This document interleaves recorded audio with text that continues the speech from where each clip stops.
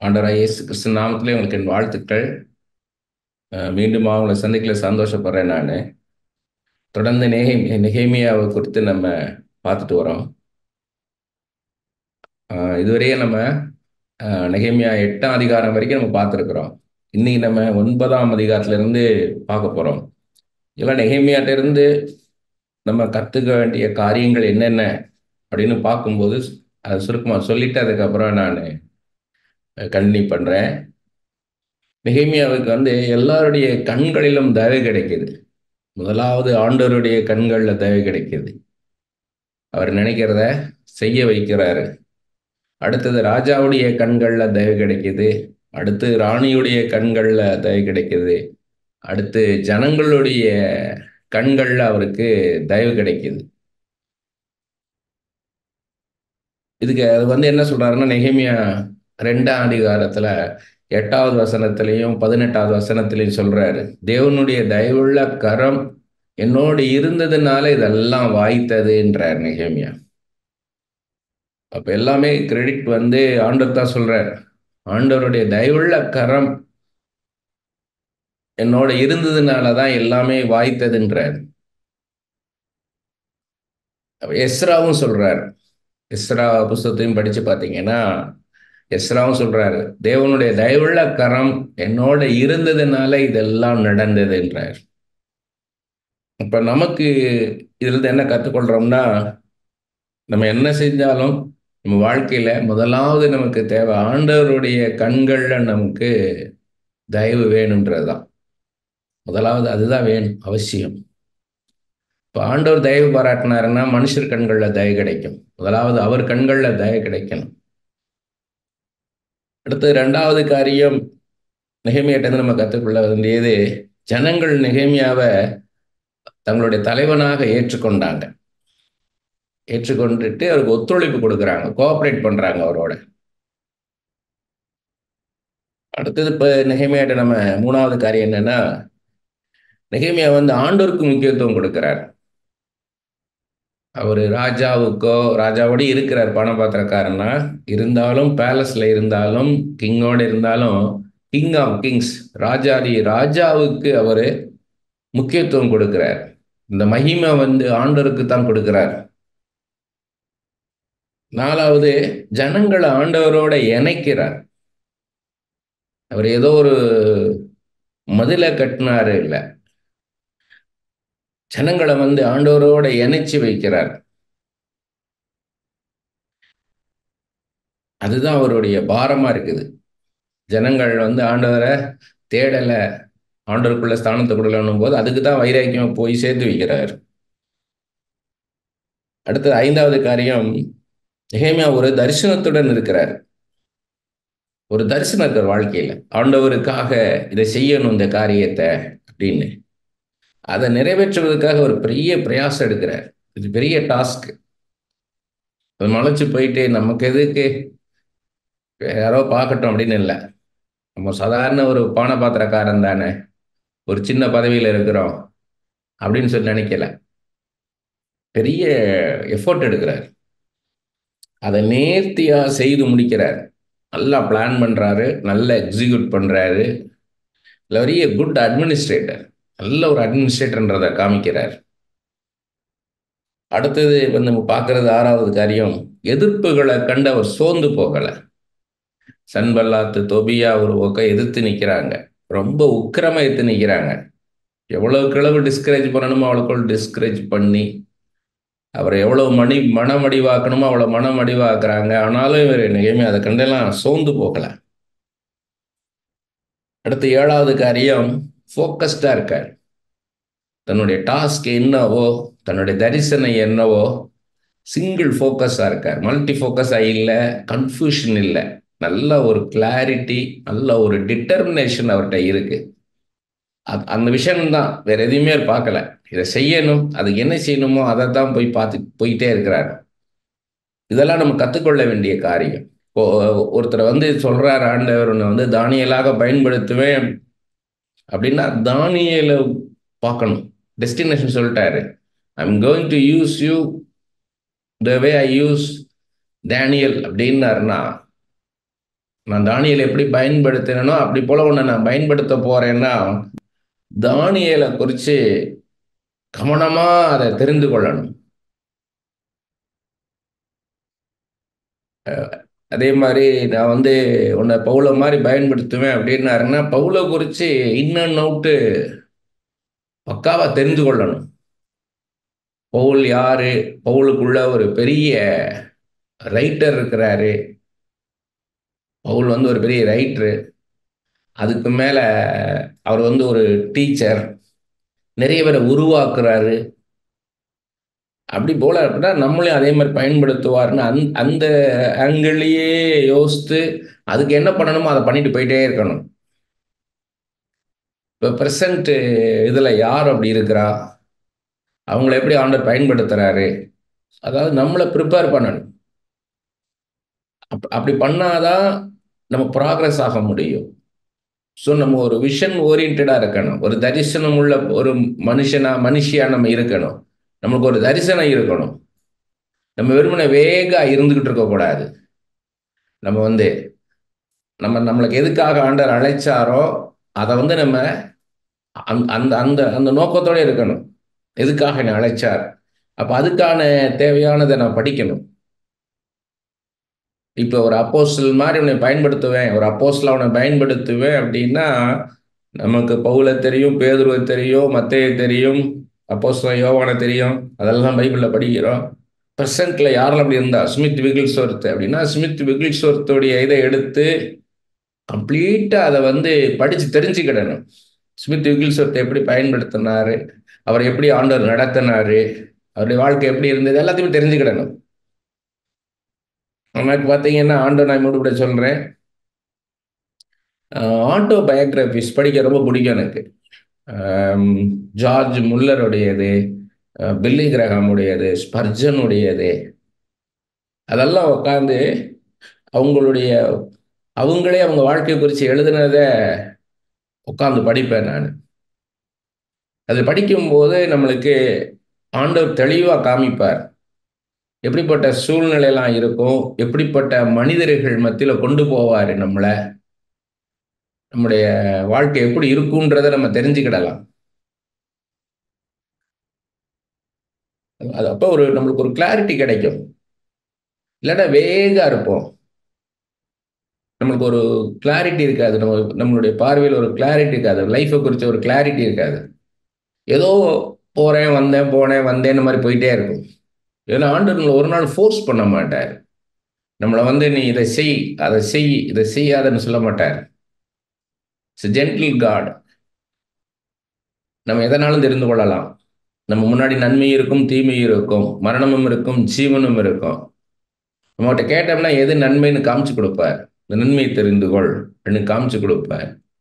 இந்த ஜீவனை தெரிந்து கொள் அப்படின்னு. அப்ப நான் தான் என்னை உருவாக்கணும்னா நான் தான் கோஆப்ரேட் பண்ணணும். நான் எவ்வளவுக்கு எவ்வளோ எஃபர்ட் எடுக்கிறேனோ அதை வந்து ஆண்டவர் ஆசீர்வதிச்சு கொடுப்பார். ஒரு டிட்டர்மினேஷன் இருக்கணும். இதுதான் இதுதான் லைஃப், என் லைஃப் இதுதான். அது அது அந்த இன்புட் ரொம்ப முக்கியம். நிறைய பைபிளை படிக்கணும், ஆண்டவர் பாதத்தில் உட்காரணும், ஆண்டவர்கிட்ட உட்காந்து இது என்ன செய்யணும் ஆண்டவர், இது என்ன காரியம்னு சொல்லி தரோவா இருக்கணும். பைபிளில் வந்து தரோவா தெரிஞ்சு வச்சிருக்கணும். ஏன்னா பைபிள் படிக்கும்போது ரெண்டு காரியம் இருக்கு. ஒன்று, நம்மளை உருவாக்குகிற வார்த்தை தான் சீக்ரெட். இந்த வார்த்தையை படிக்க படிக்க நம்ம உருவாகும். நம்மளை உருவாக்குகிற வார்த்தை.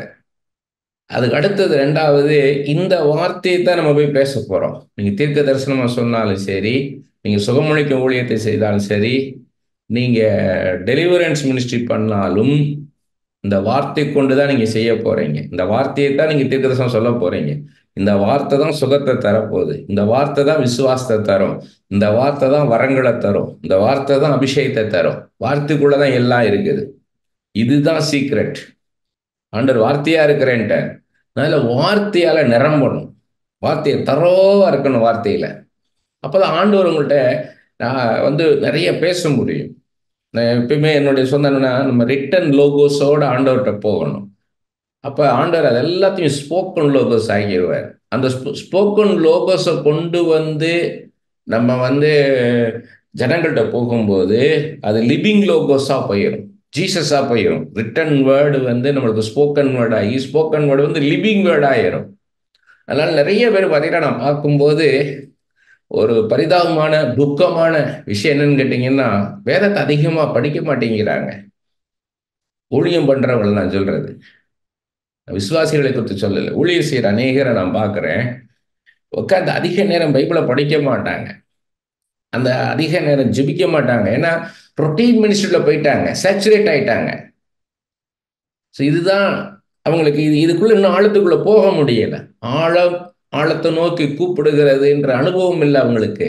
ஏற்கனவே என்ன தெரிஞ்சு வச்சிருக்காங்களோ அதைத்தான் அவங்க பேசிட்டு அப்படியே ஒரு ரொட்டீன் மினிஸ்ட்ரி பண்ணிட்டு போறாங்க. ஏன்னா சேம் பீப்புள். ஒரு பெரிய ப்ராஃபிட் அவர்கிட்ட அவர் பேசுறாரு என்கிட்ட. அவர் எப்படின்னா பல வருஷங்களுக்கு முன்னாடி பார்க்கும்போது ஆண்டவர் அவரை மகிமையா பயன்படுத்திட்டு இருந்தார். சமீபமா அவர் சந்திக்கும் போது அந்த கிஃப்ட் எல்லாம் ஆப்ரேட் ஆகல. அவரா அவரா இவர், இவரா அவர் அப்படின்ற மாதிரி ஆச்சரியமா இருந்தது, ரொம்ப பரிதாபமா இருந்தது. அப்ப அவர் சொன்ன காரியம், same people, I meeting the same people brother, every week I meeting the same people. எனக்கு எப்படி தீர்க்க தரிசனம் வரும் அப்படின்றார். எப்படி வரும்? அதே பீப்புளுக்கு மறுபடியும் மறுபடியும் என்ன புதுசு புதுசா என்ன வரும்ன்றார். அது இல்லை, அது அது எக்ஸ்கியூஸ் கிடையாது. நீங்க ஆண்டவர் தான் தீர்க்கதரிசி. அப்ப ஆண்டவர்கிட்ட உட்காரும் போது ஆண்டவர் அநேக காரியங்களை கத்துக் கொடுப்பார். ஆண்டவர் நீங்க நிறைய படிக்கணும், பைபிளை நிறைய படிச்சு போய் உட்காரணும். உட்காரும்போது ஆண்டவர் நிறைய நம்மளுக்கு சொல்லிக் கொடுப்பார். அப்ப அது வேணும். நெகேமியா பார்த்தீங்கன்னா ஆண்டவரோட நெருங்கின உறவுல இருந்தார். இட்ஸ் மேன் ஆஃப் பிரேயர்னு பார்த்தோம். எல்லாமே ஜெபம் பண்ணி தான் செய்யறாரு. எல்லாமே ஆண்டோட்ட போய் ஜெபம் பண்ணி தான் செய்யறாரு. கண்டினியூஸா ஆண்டோட்ட பேசிக்கிட்டே இருக்கிறார். அடுத்து 8வது காரியம், ஜனங்களை வந்து தங்களை பாதுகாத்து கொள்றதுக்கான காரியத்தை செய்யறாரு. ஒரு கையில் அவங்க ஆயுதம் பிடிச்சுக்கிட்டாங்க தங்களை பாதுகாத்து கொள்றதுக்கு எதிரிட்ட இருந்து, இன்னொரு கையில அவங்க வேலை செய்யற கருவியை பிடிச்சி வேலை பார்த்துக்கிட்டே இருக்காங்க. சோர்ந்து போய் வேலை நிப்பாட்டல, எதிர்ப்புகளை பார்த்து வேலை நிப்பாட்டல, வேலை செஞ்சுக்கிட்டே இருக்கிறாரு. அதுதான் ரொம்ப முக்கியம். அடுத்து 9வது காரியம், கர்த்தர் யாரையும் எடுத்து பயன்படுத்த முடியும் அப்படின்றதுக்கு ஒரு பெரிய எக்ஸாம்பிள் நெகேமியா. இந்த இந்த பொசிஷன்ல இருக்கவங்கள தான் பயன்படுத்த முடியும், இந்த பொசிஷன்ல இருக்கவங்கள தான் பயன்படுத்த முடியும் இல்லை, யாரையும் எடுத்து கர்த்தரால பயன்படுத்த முடியும்ன்றதை நம்ம இதுல பார்க்கிறோம். அடுத்து 2வது, நம்ம வாஞ்சிக்கணும். நம்ம வாஞ்சிக்காம, நம்ம விருப்பப்படாம எதையும் கர்த்தர் செய்ய மாட்டார். நம்ம அதை வாஞ்சிக்கணும். இந்த மாதிரி நான் ஊழியத்தை செய்யணும்னு நம்ம வாஞ்சிக்கணும். அதை தியாகத்துடன் பிரயாசப்படணும். ஒரு தியாகம் பண்ணி தன்னுடைய கம்ஃபர்ட் ஜோனை விட்டு வெளியே வரார் நெகேமியா. தன் கம்ஃபர்ட் ஜோனை விட்டு வெளியே வந்து அந்த காரியத்தை செய்யறாரு. அப்ப நம்ம வந்து அதுக்காக பிரயாசப்படணும், உழைக்கணும். அடுத்து 3வது, எதிர்ப்புகள், போராட்டங்கள் இருக்கும். இவ்வளவு இருந்தாலும் ஆண்டவர் எடுத்து பயன்படுத்துவார். இதைத்தான் நம்ம பார்த்தோம். இவ்வளவு ஒரு சம்மப் மாதிரி நான் சொன்னேன். இன்னைக்கு நம்ம 9ஆம் அதிகாரத்துல இருந்து பார்க்க போறோம். நெகேமியா 9ஆம் அதிகாரத்துல இருந்து. அந்த மாதம் 24ஆம் தேதியிலே இஸ்ரவேல் புத்திரர் உபவாசம் பண்ணி ரெட்டுடுத்தி தங்கள் மேல் புழுதியை போட்டுக்கொண்டவர்களாய் கூடி வந்தார்கள். ரெப்பண்டன்ஸ், மனம் திரும்புறாங்க. ரெட்டுடுத்தி உபவாசம் பண்ணி தங்கள் மேல் புழுதியை போட்டுக்கொண்டவரை கூடி தங்களை தாழ்த்துறாங்க. ஆண்டவர் முன்னாடி தங்களை தாழ்த்தி வராங்க. இது வந்து ஏதோ அந்த காலகட்டத்தில் அந்த ஜனங்கள் பண்ணாங்க அப்படி பார்க்க கூடாது. நாம என்ன செய்யணும்ன்றத ஆண்டவர் மூலமா தீர்க்க தரிசனமா சொல்லிக்கிட்டு இருக்கிறார். நம்மளை தாழ்த்தணும், நம்ம உபவாசிக்கணும், நம்ம அப்படிதான் ஆண்டவர்கிட்ட வரணும்ன்றத, ஒரு தனி ஜபம் எப்படி இருக்கணும்ன்றத சாம்பிள் காமிக்கிறார். இஸ்ரவேல் சந்ததியார் மறுஜாதியாரை எல்லாம் விட்டு பிரிந்து வந்து நின்று தங்கள் பாவங்களையும் தங்கள் பிதாக்களின் அக்கிரங்களையும் அறிக்கையிட்டார்கள். நம்ம ஜபத்துல முதலாவது செய்ய வேண்டியது நம்ம பாவத்தை அறிக்கை செய்யணும். அறிக்கை செய்து ஆண்டவர்கிட்ட மன்னிப்பு கேட்கணும்ன்றதான். அவர்கள் எழுந்திருந்து தங்கள் நிலையில் நின்றார்கள். அப்பொழுது ஒரு ஜாமம் மட்டும் அவர்களுடைய தேவனாகிய கர்த்தரின் நியாயப்பிரமாண புஸ்தகம் வாசிக்கப்பட்டது. பின்பு ஒரு ஜாமம் மட்டும் அவர்கள் பாவ அறிக்கை பண்ணி தங்கள் தேவனாகிய கர்த்தரை பணிந்து கொண்டார்கள். 3 மணி நேரம்ன்றது ஒரு ஜாமம். பகல்ல 4 ஜாமம், இரவுக்கு 4 ஜாமம், 12 மணி நேரம் 12 மணி நேரம். அப்ப ஒரு ஜாமம் மட்டும் அவர்கள் தேவனாகிய கர்த்தரை நியாயப்பிரமாணம் வாசிக்கப்பட்டதுன்னா 3 மணி நேரம் பைபிள் வாசித்தது அப்படின்னு எடுத்துக்கிடணும். இப்போ முதலாவது நம்ம செய்ய வேண்டியது 3 மணி நேரம் பைபிள் படிக்கிறதுன்றத நம்ம பார்க்கணும். ஃபர்ஸ்ட் பைபிளை நம்ம நல்லா படிக்கணும். வணங்குகிற தெய்வம் யார், நான் யாரு, நான் வாழ்கிற வாழ்க்கை என்ன, இதெல்லாம் தெரிந்து கொள்ளணும்.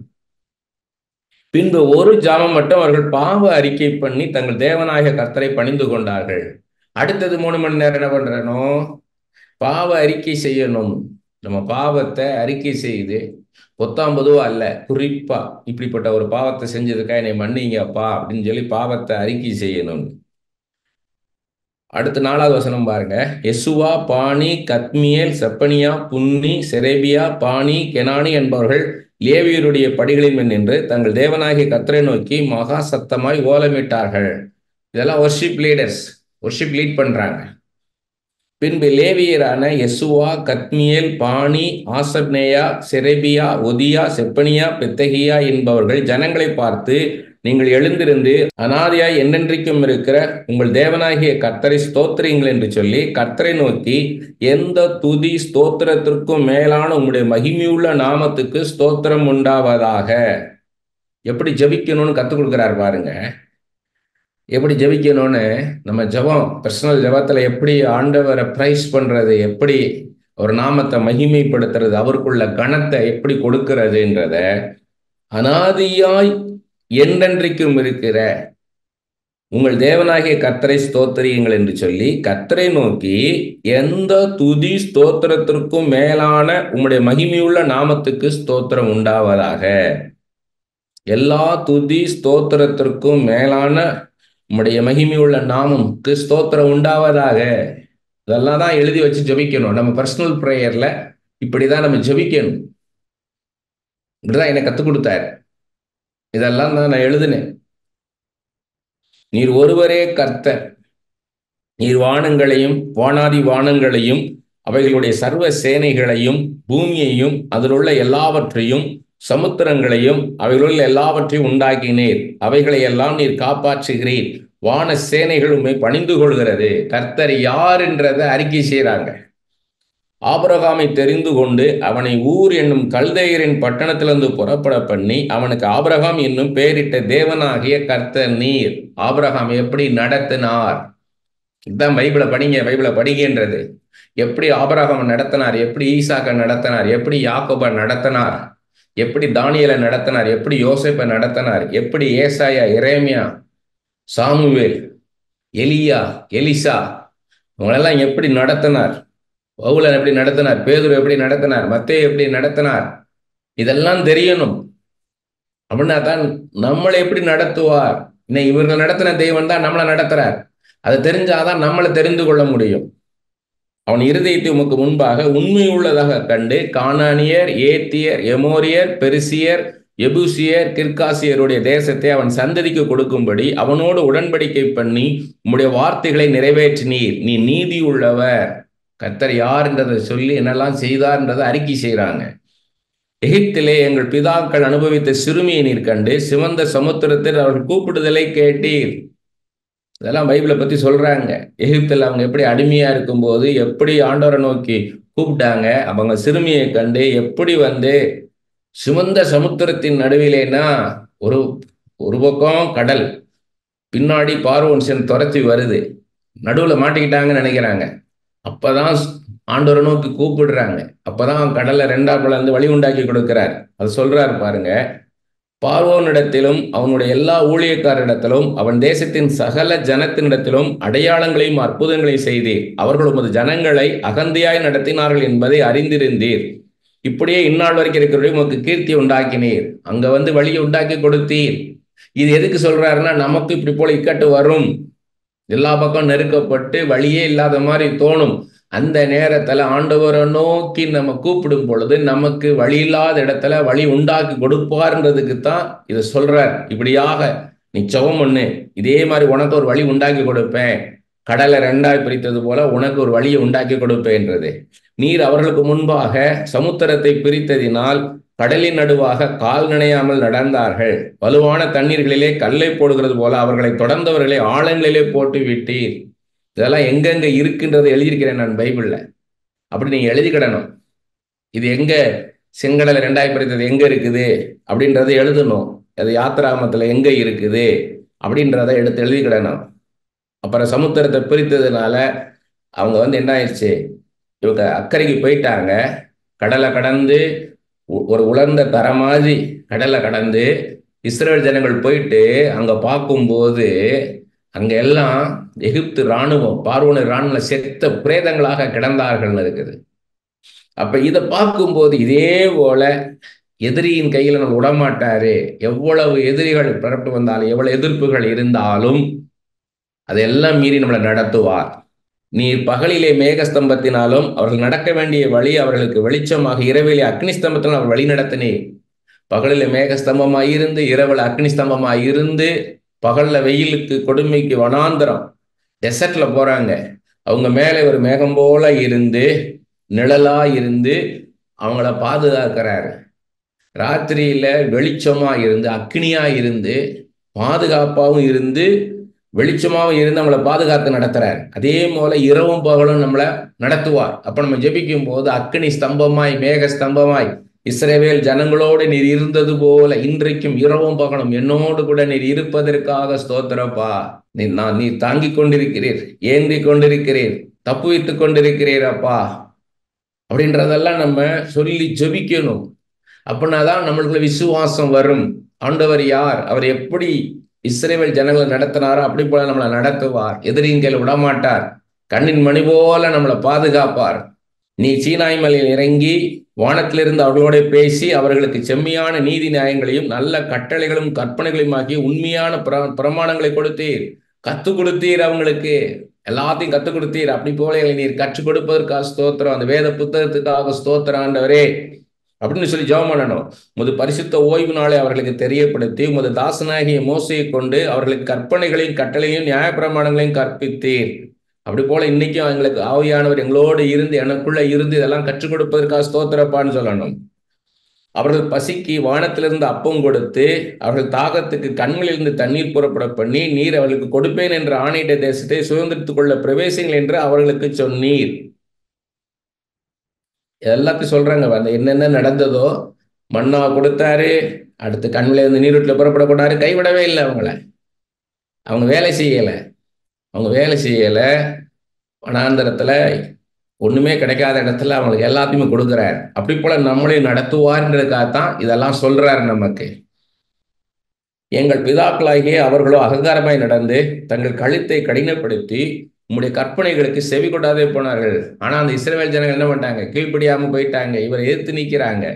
அவர்கள் செவி கொடுக்க மனதில்லாமலும் அவர்களிடத்தில் நீர் செய்த உம்முடைய அற்புதங்களை நினையாமலும் போய் தங்கள் கழுத்தை கடினப்படுத்தி தங்கள் அடிமைத்தனத்துக்கு திரும்பும்படிக்கு அவர்கள் கலகம் பண்ணி ஒரு தலைவனை ஏற்படுத்தினார்கள். ஆகிலும் வெகுவாய் மன்னிக்கிறவரும் இரக்கமும் மன உருக்கமும் நீடிய சாந்தமும் மகா கிருபையும் உள்ளவருமான தேவனாகிய நீர் அவர்களை கைவிடவில்லை. அவங்களை எவ்வளவு முறவட்டாட்டம் பண்ணியும் நீர் எவ்வளவு இரக்கமுள்ளவரா மனதுருக்கமுள்ளவ இருந்து அவங்கள காப்பாற்றி கொண்டு வந்தீர். ஆண்டவரே தலைவனா இருந்து லீடராக நடத்துறாரு. ஆனா அவங்க என்ன சொல்றாங்க, எங்களுக்கு ஒரு தலைவனை கொடுங்கன்னு கேட்கிறாங்க. அவர்கள் வார்த்தை கேட்ட ஒரு கன்றுக்குட்டி தங்களுக்கு உண்டாக்கி இதை உன்னை எகிப்திலிருந்து கொண்டு வந்த உன் தெய்வம் என்று சொல்லி கோபமுட்டு தக்க பெரிய அக்கிரமங்களை செய்திருந்தாலும் பாருங்க என்ன பண்றாங்க, ஒரு கண்ணுக்குட்டி செஞ்சு வச்சுட்டானுங்க. கண்ணுக்குட்டி செஞ்சுச்சு அதை வணங்குறானுங்க. இதெல்லாம் பார்க்கும்போது ஆண்டருக்கு எப்படி இருந்திருக்கும். நீர் உம்முடைய மிகுந்த மன உருக்கத்தின்படியே அவர்களை வனாந்தரத்திலே கைவிடவில்லை.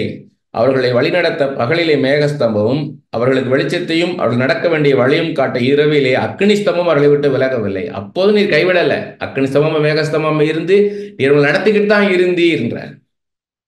அவர்களுக்கு அறிவை உணர்த்த உடைய நல்ல ஆவியை கட்டளையிட்டீர். அவர்கள் வாய்க்கு உடைய மன்னாவை அருளி அவர்கள் தாகத்துக்கு தண்ணீரை கொடுத்தீர்.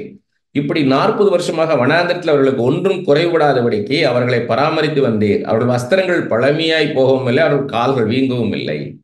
பாருங்க, 40 வருஷம் வஸ்திரம் பழசா போகல, காலும் வீங்கல. எப்படி நடத்தி கொண்டு போறாரு பாருங்க. அப்படி போல நம்மளை நடத்துவார்ன்றதுக்காகத்தான். இதே அற்புதத்தை நமக்கு செய்வார். நம்ம ஒரு நாள் சோர்ந்து போக விட மாட்டார். ஒரு நாள் நம்மளை கைவிட மாட்டார். நம்ம சூழ்நிலைகள் எவ்வளவு கடினமா இருந்தாலும், அது வனாந்தரம் மாதிரி இருந்தாலும், ஐயோ நான் வருமானத்துக்கு என்ன செய்வேன், எனக்கு வருமானம் இல்லையேன்னு இல்லை, ஆண்டவர் நடத்துவார். அதுதான் காமிக்கிறார். அதுதான் இதெல்லாம் சொல்லி கொடுக்கிறார் நமக்கு. இதெல்லாம் சொல்லி ஜபிக்கும் போது நம்ம இதெல்லாம் சொல்லணும். அப்படி போல மன்னாவை கொடுத்து இஸ்ரவேல் ஜனங்களை நீர் அப்பா போஷித்தது போல என்னையும் போஷிக்க வல்லவராய் இருக்கிறீர் அப்பா. நான் ஒரு நாள் நான் சோர்ந்து போவது இல்லை, நான் இழப்படைஞ்சு போக மாட்டேன். என்னை கர்த்தர் என் கூட இருந்து என்னை நடத்தி கொண்டிருக்கிறீர் அப்பான். அவர்களுக்கு ராஜ்யங்களின் ஜனங்களை ஒப்பு கொடுத்து அவைகளை எல்லை எல்லையாக அவர்களுக்கு பங்கிட்டீர். எஸ்போனின் ராஜாவாகிய சீகோனின் தேசத்தையும் பாசானின் ராஜாவாகிய ஓகின் தேசத்தையும் கட்டி கொண்டார்கள். எதிரிகள் எல்லாம் இவங்க வின் பண்ணிட்டு வராங்க. அவர்கள் பிள்ளைகளை வானத்து நட்சத்திரங்களைப் போல பெருக பண்ணி சுதந்திரித்துக் கொள்ளும்படி நீர் அவர்கள் பிதாக்களுக்கு சொன்ன தேசத்தில் அவர்களை அழைத்து வந்தீர். அப்படியே பிள்ளைகள் பிரவேசித்து தேசத்தை சுதந்திரித்துக் கொண்டார்கள். நீர் அவர்களுக்கு முன்பாக தேசத்தின் குடிகளாகிய கானானியரை தாழ்த்தி அவர்களையும் அவர் ராஜாக்களையும் தேசத்தின் ஜனங்களையும் தங்கள் இஷ்டப்படி செய்ய அவர்கள் கையிலே ஒப்பு கொடுத்தீர்.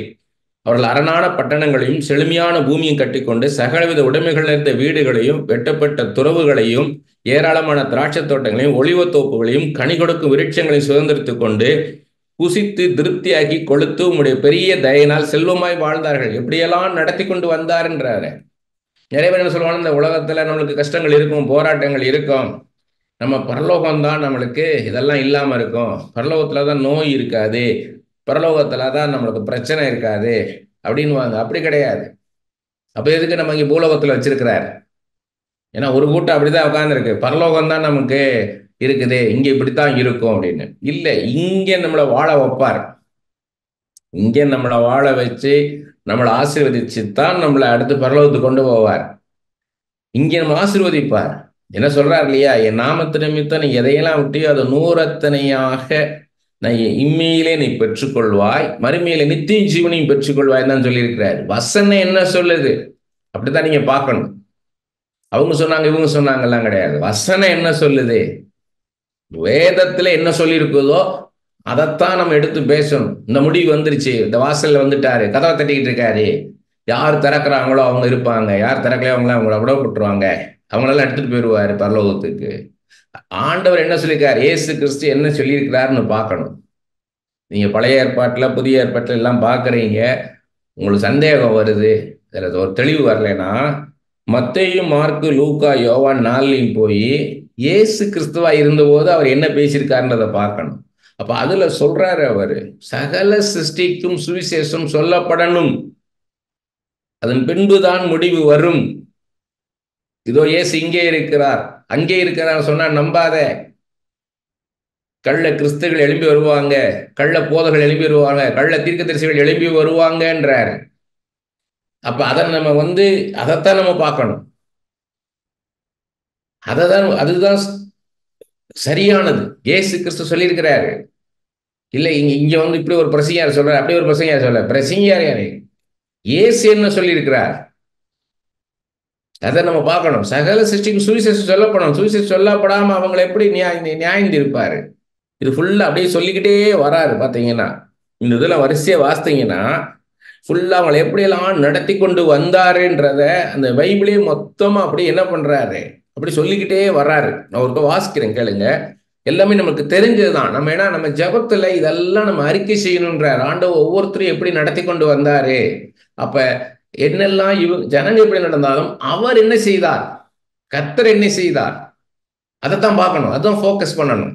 26வது வசனத்திலிருந்து பாருங்க. ஆனாலும் அவர்கள் கீழ்ப்படியவர்களாகி உமக்கு விரோதமாய் கலகம் பண்ணி உம்முடைய நியாயப்பிரமாணத்தை தங்களுக்கு புறம்பே எறிந்து விட்டு தங்களை உம்மிடத்தில் திருப்பும்படி அவர்களை திடதாட்சியாய் கடிந்து கொண்ட உம்முடைய தீர்க்கதரிசிகளை கொன்று போட்டு கோமுண்டுகிற பெரிய அக்கிரமங்களை செய்தார்கள்.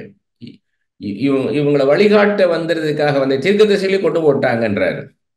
ஆகையால் அவர்களை நெருக்குகிற அவர்கள் சத்துருக்களின் கையில் அவர்களை ஒப்பு கொடுத்தீர். அவர்கள் நெருக்கம் அனுபவிக்கிற காலத்தில் அவர்கள் உம்மை நோக்கி கூப்பிடுகிற போதோ நீர் பரலோகத்திலிருந்து கேட்டு உம்முடைய மிகுந்த இரக்கத்தினால் அவர்கள் சத்துருக்களின் கைக்கு நீங்களாக்கி விடுகிற ரட்சகர்களை அவர்கள் கொடுத்தீர்.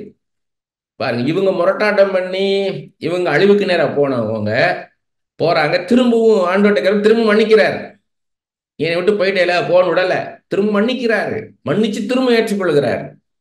அவர்களுக்கு இளைப்பாறுதல் உண்டான போதோ உமக்கு முன்பாக மறுபடியும் பொல்லாப்பு செய்ய தொடங்கினார். திரும்ப என்ன பண்றாங்க? கஷ்டம் வரும்போது தேடி வராங்க. இவர் அந்த கஷ்டத்தை விடுவிக்கும் போது என்ன பண்றாங்க? மறுபடியும் பொல்லாப்புக்கு போறாங்க. திரும்ப மனம் திரும்பி வந்து திரும்ப ஏத்துக்கிறாரு. ஆகையால் அவர்கள் சத்துருக்கள் அவர்களை ஆளும்படிக்கு அவர்கள் கையிலே ஒப்புவித்தீர். அவர்கள் மனம் திரும்பி உம்மை நோக்கி கூப்பிட்ட போதோ நீர் பரலோகத்திலிருந்து கேட்டு அவர்களை உம்முடைய இரக்கங்களின்படி அநேகந்தரம் விடுதலை ஆக்கி விட்டீர்.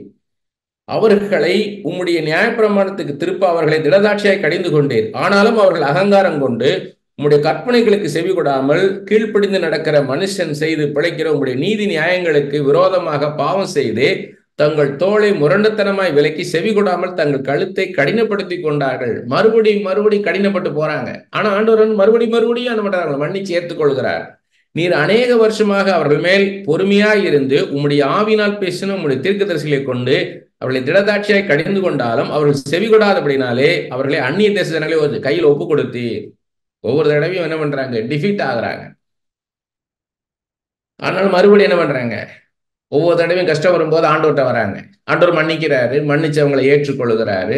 ஏற்றுக்கொண்டு என்ன பண்றாரு? அவங்கள ஆசீர்வதிச்ச உடனே திரும்பவும் பொல்லாப்பு செய்ய போறாங்க. அவர் விட்டு விலகுறாங்க. திரும்பவும் என்ன பண்றாங்க? கஷ்டம் வந்தோடனே திரும்ப ஆண்டவர்கிட்ட வராங்க. இதே தான் நடக்கதா சொல்லுறாங்க. ஆகிய உம்முடைய மிகுந்த இரக்கங்களின்படியே அவர்களை நிர்மூலமாக்காமலும் அவர்களை கைவிடாமலும் இருந்தீர். நீர் கிருபையும் இரக்கமுள்ள தேவன், இப்பொழுதும் உடன்படிக்கையும் கிருபையும் காக்கிற வல்லமையும் பயங்கரமும் உள்ள மகாதேவனாகிய தேவனே, அசிரியா ராஜாக்களை நாட்களும் மேற்கொண்டு இந்நாள் வரைக்கும் எங்களுக்கும் எங்கள் ராஜாக்களுக்கும் எங்கள் பிரபுக்களுக்கும் எங்கள் ஆசாரிகளுக்கும் எங்கள் தீர்க்கதரிசிகளுக்கும் எங்கள் பிதாக்களுக்கும் உம்முடைய ஜனங்கள் அனைவருக்கும் நேரிட்ட சகல வருத்தமுக்கு முன்பாக அற்பமாய் காணப்படாதிருப்பதாக. என் கஷ்டமெல்லாம் நான் இப்படி நடந்தேன், அற்பமா பார்க்காதீங்க ஆண்டவரே என்று கெஞ்சுறாரு. எங்களுக்கு நேரிடப்படின எல்லாவற்றிலும் நீதி உள்ளவர், நீர் உண்மையாய் நடப்பித்தீர். நாங்களும் ஆகாமியம் பண்ணினோம். எங்கள் ராஜாக்களும் எங்கள் பிரபுக்களும் எங்கள் ஆசாரியர்களும் எங்கள் பிதாக்களும் உம்முடைய நியாயப்பிரமாணத்தின்படி செய்யாமலும் உம்முடைய கற்பனைகளையும் நீர் அவர்களை கடிந்து கொண்ட உம்முடைய சாட்சிகளையும் கவனியாமலும் போனார்கள். அவர்கள் தங்கள் ராஜ்யத்திலும் நீர் அவர்களுக்கு கொடுத்த உம்முடைய பெரிய தயையிலும் நீர் அவர்களுக்கு முன்பாக திறந்து வைத்த விசாலமும் செழிப்புமான தேசத்திலும் உமக்கு ஊழியம் செய்யாமலும் தங்கள் துர்க்கர்மங்களை விட்டு திரும்பாமலும் போனார்கள். நல்ல தேசத்துக்கு கொண்டு வந்த பிறகும் என்ன பண்றாங்க? அவங்க ஆண்டவர்கிட்ட வரல. இதோ இன்றைய தினம் நாங்கள் அடிமைகளாய் இருக்கிறோம், இதோ பலனையும் நன்மையும் அனுபவிக்கும்படி நீர் எங்கள் பிதாக்களுக்கு கொடுத்த தேசத்திலே தானே நாங்கள் அடிமைகளா இருக்கிறோம். எங்களை நல்லா கொண்டு வந்தீங்க ஆண்டவரே. கொண்டு வந்த பிறகு என்ன பண்றாங்க? அடிமையா இருக்கிறாங்க. ஏன்னா நல்ல வசதியான யூதர்கள்ட்ட என்ன பண்றாங்க? இவங்க அடிமையா இருக்கிறாங்க. அதன் வருமானம் எங்கள் பாவலி நிமித்தம் எங்கள் மேல் வைத்த ராஜாக்களுக்கு திரளாய் போகிறது. அவர்கள் தங்களுக்கு இஷ்டமானபடியே எங்கள் சரீரங்களையும் எங்கள் மிருக ஜீவன்களையும் ஆளுகிறார்கள். நாங்க எப்படி அடிமையா இருக்கோம்னு சொல்றாங்க. எங்களுடைய பற்ற பிரயாசத்துக்கெல்லாம் பலன் இல்லாம போகுது, எல்லாமே அவங்களுக்கு போய்கிட்டு இருக்குது. எங்களை அவங்க ஆள்றாங்க, நாங்க அடிமையா இருக்கோம், விடுதலை இல்லை. இவையெல்லாம் இப்படி இருக்கிறபடியால் நாங்கள் உறுதியான உடன்படிக்கை பண்ணி அதை எழுதி வைக்கிறோம். எங்கள் பிரபுக்களும் எங்கள் லேவியரும் எங்கள் ஆசாரியர்கள் அதுக்கு முத்திரை போட இருந்தார்கள். உடன்படிக்கை பண்றாங்க. இனிமேல் நாங்கள் ஆண்டவரே தொழுது கொள்வோம், நீ சொல்லுகிறபடி நடப்போம், உன்னுடைய நீதி நியாயங்களின்படி நடப்போம் ஆண்டவரேன்னு சொல்லி உடன்படிக்கை பண்றாங்க. அப்படி முத்திரை போட்ட இடத்துல முத்திரை போடுறாங்க. லேவியர் அவங்க என்ன பண்றாங்க? பிரபுக்களும் லேவியரும் ஆசாரியரும் அதுக்கு முத்திரை போடுறாங்க. அந்த உடன்படிக்கை பண்ணி கர்த்தருக்கும் ஜனங்களுக்கும் உடன்படிக்கை பண்றாங்க. அதுக்கு சாட்சியாக என்ன பண்றாங்க? முத்திரை போடுறாங்க. இந்த பிரபுக்களும் லேவியரும் ஆசாரியர்களும். முத்திரை போட்டவர்கள் யாரெல்லாம் சொல்றாங்க? யார் என்றால் இன்னார்னு சொல்லி வரிசையா ஒரு பேரை சொல்றாரு. 27வது வசனம் வரைக்கும் அந்த பேர்களை சொல்றாரு யார் யாருன்ட்டு. அடுத்து 28வது வசனம், ஜனங்களில் மற்றவர்களாகி ஆசாரியரும் லேவியரும் வாசல் காவலரும் பாடகரும் நிதனிமியரும் தேசங்களின் ஜனங்களை விட்டு பிரிந்து விலகி தேவனுடைய நியாயப்பிரமாணத்துக்கு திரும்பின அனைவரும் அவர்கள் மனைவிகளும் அவர்கள் குமாரரும் அவர்கள் குமாரத்தின் அறிவும் புத்தியும் உள்ளவர்கள் எல்லாரும் தங்களுக்கு பெரியவர்களாகி தங்கள் சகோதரரை கூடிக்கொண்டு தேவனுடைய தாசனாகிய மோசை கொண்டு கொடுக்கப்பட்ட தேவனுடைய நியாயப்பிரமாணத்தின்படி நடந்து கொள்வோம் என்றும் எங்கள் ஆண்டவராகிய கர்த்தரின் கற்பனைகளையும் சகல நீதி நியாயங்களையும் கட்டளைகளையும் எல்லாம் கை கொண்டு அவையின்படி செய்வோம் என்றும் நாங்கள் எங்கள் குமாரத்தைகளை தேசத்தின் ஜனங்களுக்கு கொடாமலும் எங்கள் குமாரருக்கு அவர்கள் குமாரத்தைகளை கொள்ளாமலும் இருப்போம் என்றும் உடன்படிக்கை செய்தது என்னெல்லாம் சொல்றாங்க? எங்கள் புறஜாதிகளோட நாங்க சம்பந்தம் கலக்க மாட்டோம், மோசே எழுதின நியாயப்பிரமாணத்தின்படி வாழுவோம் அப்படின்லாம் சொல்றாங்க. தேசத்தின் ஜனங்கள் ஓய்வு நாளிலே சரக்குகளையும் விதவித தானிய தவசத்தையும் விற்கிறதுக்கு கொண்டு வந்தால் நாங்கள் அதை ஓய்வு நாளிலும் பரிசுத்த நாளிலும் அவர்கள் கையில் கொள்ளாதிருப்போம் என்றும், நாங்கள் 7ஆம் வருஷத்தை விடுதலை வருஷமாக்கி சகல கடன்களையும் விட்டுவிடுவோம் என்றும் ஆணையிட்டு பிரமாணம் பண்ணினார்கள். ஓய்வு நாளை நாங்க ஆசரிப்போம். எதுக்காக ஓய்வு நாளுன்னா ரொம்ப முக்கியம் அப்படின்னா, நான் உழைச்சித்தான் நான் சாப்பிடணும், நான் உழைச்சி நான் சாப்பிட்டுக்க முடியும், நான் படிச்சு நான் பிழைச்சிக்குவேன் அப்படின்னு என்னை வைத்து என்னை நம்பி நான் வாழ முடியாது. கர்த்தரை நம்பி தான் நான் வாழ முடியும்ன்றதுக்கு தான் அந்த 7ஆம் நாளை ஓய்வு நாளா வச்சார். ஏதா அன்னைக்கு நீ வேலையே பார்க்காம இருந்தாலும் உன்னை நான் போஷிப்பேன். அதுக்கான அடையாளம் அதுதான். கர்த்தர் தான் என்னை நடத்துறவர், கர்த்தர் தான் என்னை போஷிக்கிறவர், நான் கர்த்தரால தான் வாழ்கிறேன்றது அடையாளம் தான் அந்த 7ஆம் நாள் ஓய்வு நாளா இருக்கிறது. அதுக்காக ஓய்வு நாளை ஓய்ந்துருன்றது. ஏன்னா 6 நாளும் மன்னா வரும், அன்னன்னைக்கு வேண்டியது அன்னன்னைக்கு கிடைக்கும். 7ஆவது நாள் வந்து எதுவும் மன்னா வராது. 6ஆவது நாள் என்ன பண்ணணும்னா 7ஆவது நாளுக்குள்ள மன்னாவும் சேர்த்து வச்சுக்கணும். அவங்க மிச்ச நாள்லாம் நீங்க கூடுதலா சேர்த்தீங்கன்னா அதெல்லாம் கெட்டு போயிடும். ஆனா 6ஆவது நாள் வந்து நீங்க சேர்த்து வைக்க 7ஆம் நாளுக்குள்ள சேர்த்து வைக்கிறீங்களே 2 நாளுக்குள்ளத, அது மட்டும் கெடாது. அப்படி ஆண்டவர் நடத்துறார். நீ என்ன, நான் உண்மை நம்பிதான் இப்ப நான் வாழ்றேன், உண்மை சார்ந்துதான் வாழ்றேன், நீர் தான் என்னை நடத்துகிறீர்ன்றதுக்கு அடையாளம் தான் 7ஆம் நாள் ஓய்ந்திருக்கிறது. நிறைய பேர் பார்த்தீங்கன்னா வேலை வேலை வேலைன்னு வேலையில ஓடிக்கிட்டே இருப்பாங்க. அவங்களுக்கு யாரு தெய்வம்னா வேலை தான் தெய்வம். நிறைய பேர் பார்த்தீங்கன்னா பணம் பணம் பணம் பணத்தை குறிச்சே யோசிக்கிட்டு இருப்பாங்க. எவ்வளவு பணம் இருக்குது, எவ்வளவு பணம் பணம்னு பணத்தை. அப்ப அவங்களை யாரு ஆளுகை செய்யறாங்க? பணம் தான் ஆளுகை செய்யுது, பணம் தான் அவங்களுக்கு தெய்வம். அப்படி இல்லாம ஆண்டவர் தான் என் ஆளுகை செய்கிறவர்ன்றதுக்கான அடையாளம் நம்ம 7ஆவது நாள் ஓய்ந்திருக்கிறது. கர்த்தர் தான் நடத்துறார். அப்படிதான் அதுதான் ஆண்டவர் நியமித்தது. அவரை நம்பி வாழ்றதுக்கான அடையாளம் அது. அதெல்லாம் நாங்க கடைபிடிப்போம்ன்றாங்க. மேலும் நாங்கள் எங்கள் தேவனுடைய ஆலயத்தின் ஆராதனைக்காக சமூக தப்பங்களுக்கும் நித்திய போஜன பலிக்கும் ஓய்வு நாட்களிலும் மாத பிறப்புகளிலும் செலுத்தும் நித்திய சர்வாங்க தகன பலிகளுக்கும் பண்டிகைகளுக்கும் பிரதிஷ்டையான பொருள்களுக்கும் இஸ்ரவேலுக்காக பாவநேர்த்தி உண்டாக்கும் பலிகளுக்கும் எங்கள் தேவனுடைய ஆலயத்தின் சகல வேலைக்கும் வருஷந்தோறும் நாங்கள் சேக்கலில் 1/3 கொடுப்போம் என்கிற கடனை எங்கள் மேல் ஏற்றுக்கொண்டோம். அந்த ஜூப்ளி வருஷம் அதெல்லாம் சொல்றாங்க இவங்க எப்படின்ட்டு. ஆண்டவர் சொன்ன மாதிரி நாங்கள் கடைபிடிப்போம்னு சொல்லி ஜூப்ளி வருஷத்துல எல்லாரையும் விடுதலை ஆக்கிடணும், யாரும் அடிமையா இருக்கக்கூடாது, யார் யார் இருக்காங்க எல்லாரையும் விடுதலை பண்ணி அனுப்பிச்சிடணும்னு அதெல்லாம் நாங்கள் கடைபிடிப்போம்.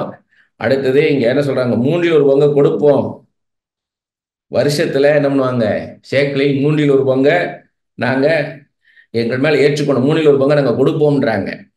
நியாயப்பிரமாணத்தில் எழுதியிருக்கிறபடியே எங்கள் தேவனாகிய கர்த்தருடைய பலிபீடத்தின் மேல் எரிகிறதுக்காக குறிக்கப்பட்ட காலங்களில் வருஷா வருஷம் எங்கள் பிதாக்களுடைய குடும்பங்களின்படியே எங்கள் தேவனுடைய ஆலயத்துக்கு கொண்டு வர வேண்டிய விறகு காணிக்கைக்காகவும் ஆசாரியருக்கும் லேவியருக்கும் ஜனத்துக்கு சீட்டு போட்டோம்.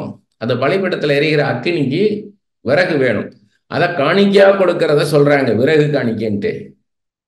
நாங்கள் வருஷந்தோறும் எங்கள் தேவனுடைய ஆலயத்துக்கு எங்கள் தேசத்தின் முதற் பலனையும் சகலவித விருட்சங்களின் எல்லா முதற்கனிகளையும் கொண்டு வரவும், எல்லாத்துலேயும் ஃபர்ஸ்ட் ஃப்ரூட்டு, ஃபர்ஸ்ட் பலன், எல்லாம் எது செஞ்சாலும் அதை கிடைக்கக்கூடிய முதல் இது ஆண்டவர்கிட்ட கொண்டாந்து கொடுக்கறது. ஏன்னா நீர் தான் எனக்கு இதை கொடுத்து என்னை ஆசீர்வதிக்கிறேன்றது. நிறைய பேர் காணிக்கைய பாரமா நினைப்பாங்க.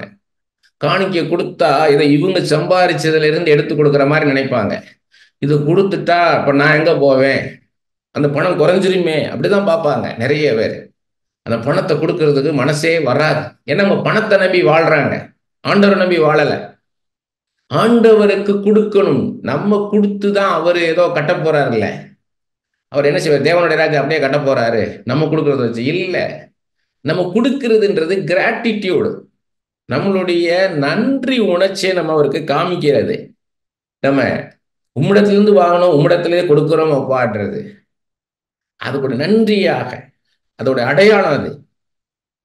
எப்படி 7ஆவது நாள் பரிசுத்த நாளாக ஓய்வு நாளாக நம்ம கடைபிடிச்சு அதுக்கு அடையாளமா காமிக்கிறோம், உண்மை நம்பிதான் நான் வாழ்றேன். அதே போலதான் காணிக்கை கொடுக்கறது வந்து கர்த்தருக்கு கொடுக்கிறது. நிறைய பேருக்கு அது கர்த்தருக்கு கொடுக்கிறதுன்றதே மனசு வரமாட்டேங்குது. அப்படியே யோசிப்பாங்க, பல தடவை யோசிப்பாங்க காணிக்கை கொடுக்கறதுக்கு. ரொம்ப யோசிப்பாங்க, கொடுக்கணுமா கொடுக்கணுமான்னு. அப்ப இவளுக்கு அந்த மனசு இல்லைன்னு அதான் சொல்றாரு, பிரியமானவனே உன் ஆத்துமா வாழ்கிறது போல நீ எல்லாவற்றிலும் வாழ்ந்து சுகித்திருப்பாய் என்றாரு. ஆத்துமா வாழணும்ன்றார். ஆத்துமா செத்து கிடக்க அவங்களுக்கு. ஏன்னா அந்த மனசு வரமாட்டேங்குது. தயாள குணம் உள்ளவன் தயாளமானவர்களை யோசிக்கிறான். தயாள குணம், தயாளத்திலே அவன் நிலைத்தும் இருக்கிறான்றார். தயாள குணம் வேணும், கொடுக்கணுன்ற எண்ணம் வரணும், மனசு விசாலமாகணும். அது இல்ல நிறைய பேருக்கு. உதார குணம் உள்ள ஆத்மா செழிக்கும்ன்றார். உள்ள செத்து போய் கிடக்குறாங்க. அதான் பாத்தீங்கன்னா அவங்க அவங்க அவங்களுக்கு நல்ல ஒரு ஜெபிக்க வராது. சும்மா எல்லாரும் ஜெபிக்கிறத வச்சுட்டு எல்லாரும் பேசுற அந்நிய பாஷையை பேசி பார்த்து பார்த்து கேட்டு அதையே பேசிக்கிட்டு இருப்பாங்க. எல்லாரும் அந்நிய பாஷை பேசுறாங்கன்றதுக்காக ராக்கா போக்கோ ரீபா லாபான்னு அந்த உள்ளுக்குள்ள ஆண்டவர் மேல ஒரு அன்பு வராது. ஆண்டவர் மேல ஒரு வாஞ்ச கிடையாது. மானானது நீரோடையிலே வாஞ்சித்து கதறது போல என் ஆத்துமா அமை நோக்கி வாஞ்சித்து கதறதேன்னு வாங்க. அது பொய், வெறும் உதடு. உள்ள அந்த வாஞ்சியே இருக்காது. சமீபத்துல ஒரு ஊழியக்கார் வீட்டுக்கு வந்திருந்தாரு. அந்த ஊழியக்காரை பார்க்கறதுக்கு அவருக்கு தெரிஞ்ச ஒருத்தர் வர்றாங்க. ஹஸ்பண்ட் ஒய்ஃப், ரொம்ப சின்ன வயசு தான். அவங்க ரட்சிக்கப்பட்டு சமீபமாக தான் ரட்சிக்கப்பட்டு வந்திருக்கிறாங்க.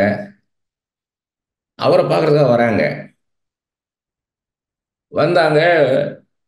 ஒரு ஸ்வீட் பாக்ஸில் ஒரு பேக் அவர் கையில் கொடுத்தாங்க. பார்த்தீங்கன்னா அவருக்கு என்ன வாங்கிட்டு வந்தாங்களோ அதே மாதிரி இன்னொரு பாக்ஸ் எங்களுக்கும் வாங்கிட்டு வந்திருக்கிறாங்க. பார்க்கும்போது ஆச்சரியமாகவும் சந்தோஷமாகவும் இருந்துச்சு. அது எப்படிப்பட்டதுன்னு பார்த்தீங்கன்னா, இருக்கிறதுலே காஸ்ட்லியான ஸ்வீட், அது பெஸ்ட் ஸ்வீட். அவருக்கு என்ன அளவு வாங்கிட்டு வந்தாங்களோ அதே அளவு தான், 2 பாக்கெட்டு. அவர் வெளிநாட்டுக்கு போறவர், அவருக்கு அவரை கூப்பிட்டு வெளிநாடு போவாரு. அவருக்கு தான் வேண்டியவங்க. ஆனா என்ன யாருக்கும் தெரியாது அவங்களுக்கு. ஒரு ஊழியக்காரன்னு சொல்லியிருப்பார், ஒரு ஊழியக்கார வீட்டில் இருக்கிறேன் அப்படின்னு இருப்பாங்க. இவர் வந்து பார்த்துட்டு போறதா வந்திருக்காங்க. அந்த மனசு யோசித்து பாருங்க. கணவனும் மனைவியுமா யோசித்து இருக்கிறாங்க. நம்ம ஒரு ஊழியக்காரரை பார்க்க போறோம், நமக்கு தெரிஞ்ச ஊழியக்காரரு. ஆனா அவர் இன்னொரு ஒரு ஊழியக்காரர் வீட்டில் இருக்கிறாரு, நம்ம பார்க்க போறோம். அவருக்கும் வாங்கிட்டு வந்திருக்கிறாங்க. அப்ப அவரை நான் எப்படி பார்க்க தோணுது? எப்படி பார்க்கறாங்க பாருங்க. அவங்க ஆண்டவரை தான் பார்க்கறாங்க. ஆண்டவருடைய ஊழியக்காரங்க 2 பேர் இருக்காங்க. ஒருத்தர் தெரிஞ்சவர், ஒருத்தர் தெரியாதவர். ஆனா 2 பேரும் ஆண்டவருடைய ஊழியக்காரங்க. ஆண்டவர் தமக்குன்னு தெரிந்தெடுத்திருக்கிறாருன்னு. சரி, கணவர் சொன்னாலும் மனைவி என்ன சொல்லிருக்கலாம்? ஏங்க அவருக்கு ஒரு பெரிய பாக்கெட் வாங்குங்க, அவருக்கு 1 கிலோ பாக்கெட் வாங்குங்க, இவருக்கு ஒரு 1/4 கிலோ வாங்குங்க போதும், அப்படி சொல்லியிருக்கலாமே. அவங்க ஆண்டவரை எவ்வளவாக நேசிக்கிறாங்கன்றதை நான் பார்த்தேன். திரும்பி பெரிய பெரிய ஊழியக்காரர்களோட தொடர்பு உள்ளவங்க. அவங்களுக்கு என்னால அது ஒரு பிரயோஜனம் கிடையாது. என்னவோ அன்னைக்கு வந்து பார்க்கறாங்க போறாங்கன்னு போயிருக்கலாம். ஆனா ஒரு உறவுன்னு வந்து பார்க்கறாங்க, ஒரு ரிலேஷன்ஷிப். ஆண்டவரால தெரிந்து கொள்ளப்பட்ட ஒரு பாத்திரம். அதெல்லாம் கத்துக்கொள்ளணும். ஏதோ ஒரு சீப்பா ஏதோ ஒண்ணு வந்த வழிக்கு ஏதோ ஒரு சீப்பா ஒண்ணு வாங்கிட்டு வந்து கையில கொடுத்துட்டு போலாம், அப்படி கொடுக்கல. சென்னையில பெஸ்ட் ஸ்வீட் எதுவோ அதை வாங்கிட்டு வந்திருக்கிறாங்க. எது பெஸ்ட் ஸ்வீட் ஸ்டாலோ, அங்க எது பெஸ்ட் ஸ்வீட்டோ அதை வாங்கிட்டு வந்திருக்கிறாங்க. அப்ப ஆண்டவர் அவங்களை எவ்வளவு எப்படி நேசிக்கிறாங்கன்றத நான் பார்த்தேன் நான். இப்ப இவங்க போய் ஆண்டவர்கிட்ட போய் நிற்கும் போது ஆண்டவர் எப்படி பார்ப்பாரு இவங்களை? யோசித்து பாருங்க. ஆண்டவர்கிட்ட கேட்டிருப்பாங்களா அவங்க? ஆண்டவரே நான் என்ன வாங்கிட்டு போன கேட்டிருப்பாங்க? இல்ல. ஆண்டவர் பேசிருக்க மாட்டார் அப்படி கேட்டீங்கன்னா. ஏன்னா ஆண்டவர் சோதிச்சு பார்ப்பார். சுயாதீன பிரமாணத்தை சோதிச்சு பார்ப்பார். செல்ஃப் வில்ல டெஸ்ட் பண்ணுவாரு. நீங்க என்ன பண்றீங்கன்னு பார்ப்பாரு. கொடுக்கறத பத்தி சரியான டீச்சிங் இல்லை. கொடுத்தா 1000 மடங்கு தருவார், 100 மடங்கு தருவார். அப்படி நினைச்சு கொடுக்குற, அப்படி டீச்சிங் கேட்டு கொடுக்குறாங்க. அதுவும் தவறு. எதையுமே கொடுக்கலைனாலும் கொடுப்பீங்களா? அதான் யோபுட்ட கத்துக்கொள்ள வேண்டியது. எல்லாத்தையும் எடுத்துட்டார், மொத்தத்தையும் காலி பண்ணி சொல்லிட்டாரு. சாத்தான் போய் ஆண்டவர்கிட்ட கேட்கும் போது சோதிச்சு பாரும்போது, ஏன் சோதிச்சு பாருன்ட்டார். எல்லாத்தையும் எடுத்துட்டார், மொத்தத்தையும் எடுத்தாச்சு, காலி பண்ணியாச்சு. கடைசி என்ன இருக்குது? யோபு மாத்திரம்தான். அவர் தனியே கொடுக்கிறார். என்னை கொன்று ஓட்டாலும் நான் கர்த்தர் மேல் அன்பா இருப்பேன், நான் கர்த்தரை நேசிப்பேன். நம்பிக்கையா இருப்பேன்னு என்ன அர்த்தம்? என்னை கொன்று ஓட்டாலும் கர்த்தர் மேல் நம்பிக்கையா இருப்பேன்னு அர்த்தம். ஆண்டவர் யாரு ஆண்டவர் மேல அன்பு செலுத்துறானோ, ஆண்டவரை யாரு நேசிக்கிறானோ அவன் தான் அப்படி சொல்ல முடியும். ஆண்டவரை நேசிப்பேன். நீங்க எத்தனையோ பேரை பார்த்துட்டு மனசு சோர்வா இருக்கும், அவ்வளோ யோசிப்பாங்க. கொடுக்கறதுக்கு யோசிக்கிறது பார்த்தீங்கன்னா அந்த வரங்கள் இருக்கிறதுடைய ஒரு மைனஸ் பாயிண்ட் அதுதான். ஏன்னா ஆண்டவர் எதுக்கு காமிக்கிறாரு?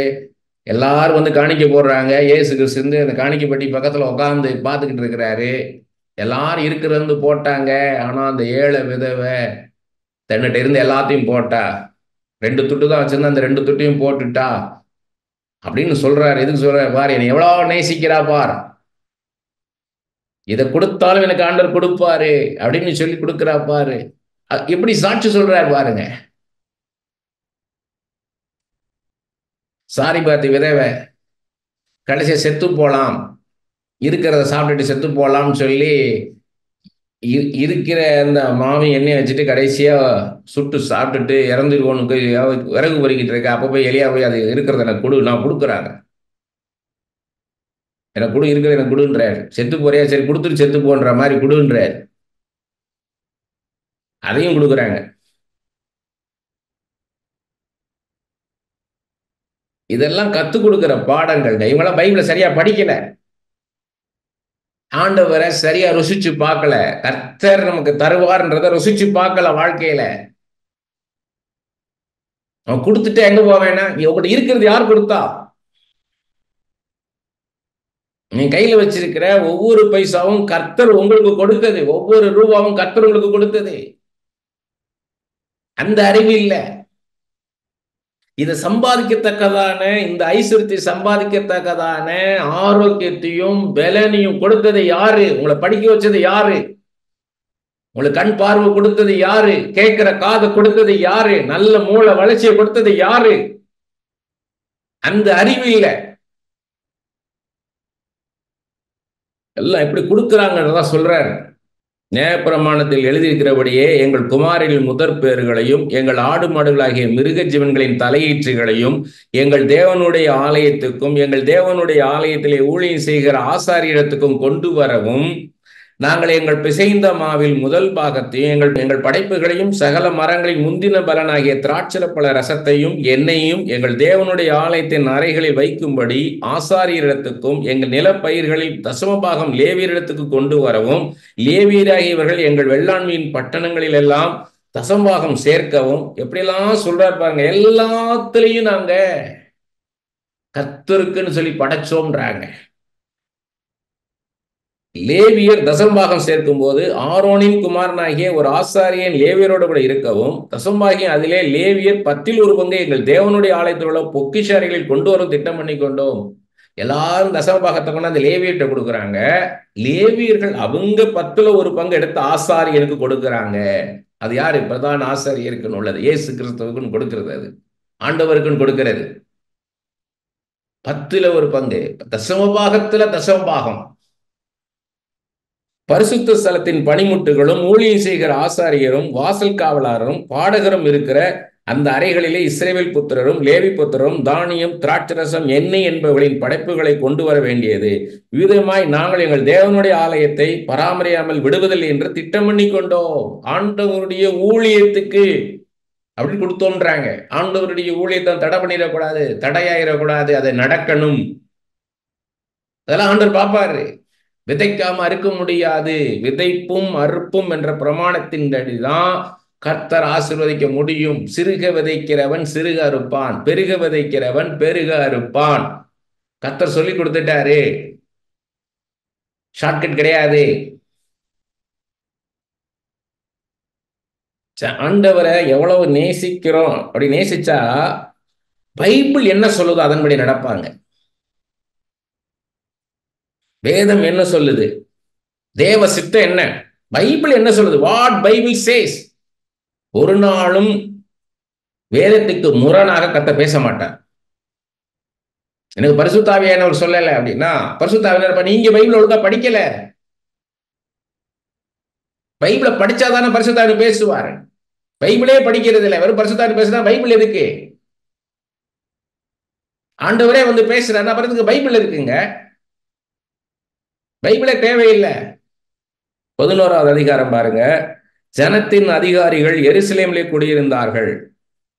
மற்ற ஜனங்கள் தங்களுக்குள்ளே 10 பேரில் ஒருவனை எருசலேம் என்னும் பரிசுத்த நகரத்திலும் 9 பேரை மற்ற பட்டணை குடியிருக்க பண்ண சீட்டுகளை போட்டார்கள். யாரும் அங்க வந்து இருக்க விருப்பப்படல.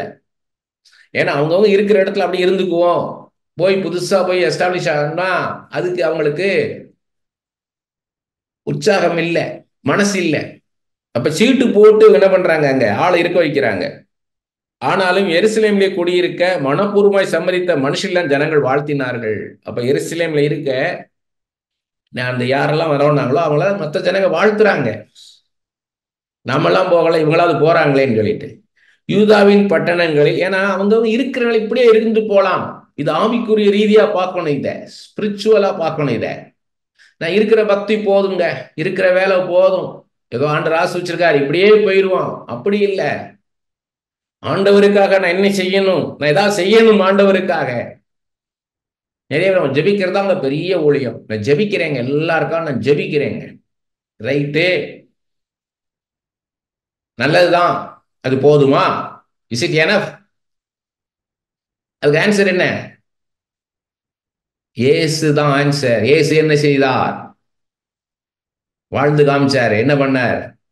கிராமங்கள் தோறும் பட்டணங்கள் தோறும் சுற்றி திரிந்தார். ஜெப ஆலயங்களில் பிரசங்கித்துக் கொண்டும் பிசாசுகளை துரத்தி கொண்டும் வியாதிகளை சுகப்படுத்தி கொண்டும் நன்மை செய்கிறவராய் சுற்றி திரிந்தார். நம்ம என்ன பண்றோம்? he needs the body. அவருக்கு ஒரு சரீரம் வேணுங்க. அவருக்கு ஒரு சரீரம் வேணும் இந்த பூமியில. என்னை தருகிறேன் அப்படின்னு யார் சொல்றாங்களோ, யூஸ் மீ லார்ட், என்னை அனுப்பும், சென்ட் மீ லார்ட் யார் சொல்றாங்களோ அப்படிப்பட்டவங்களை தேடுறார். தேடுறார். இன்னைக்கு இவ்வளவு சொல்லிக் கொடுக்க வைக்கிறாரு.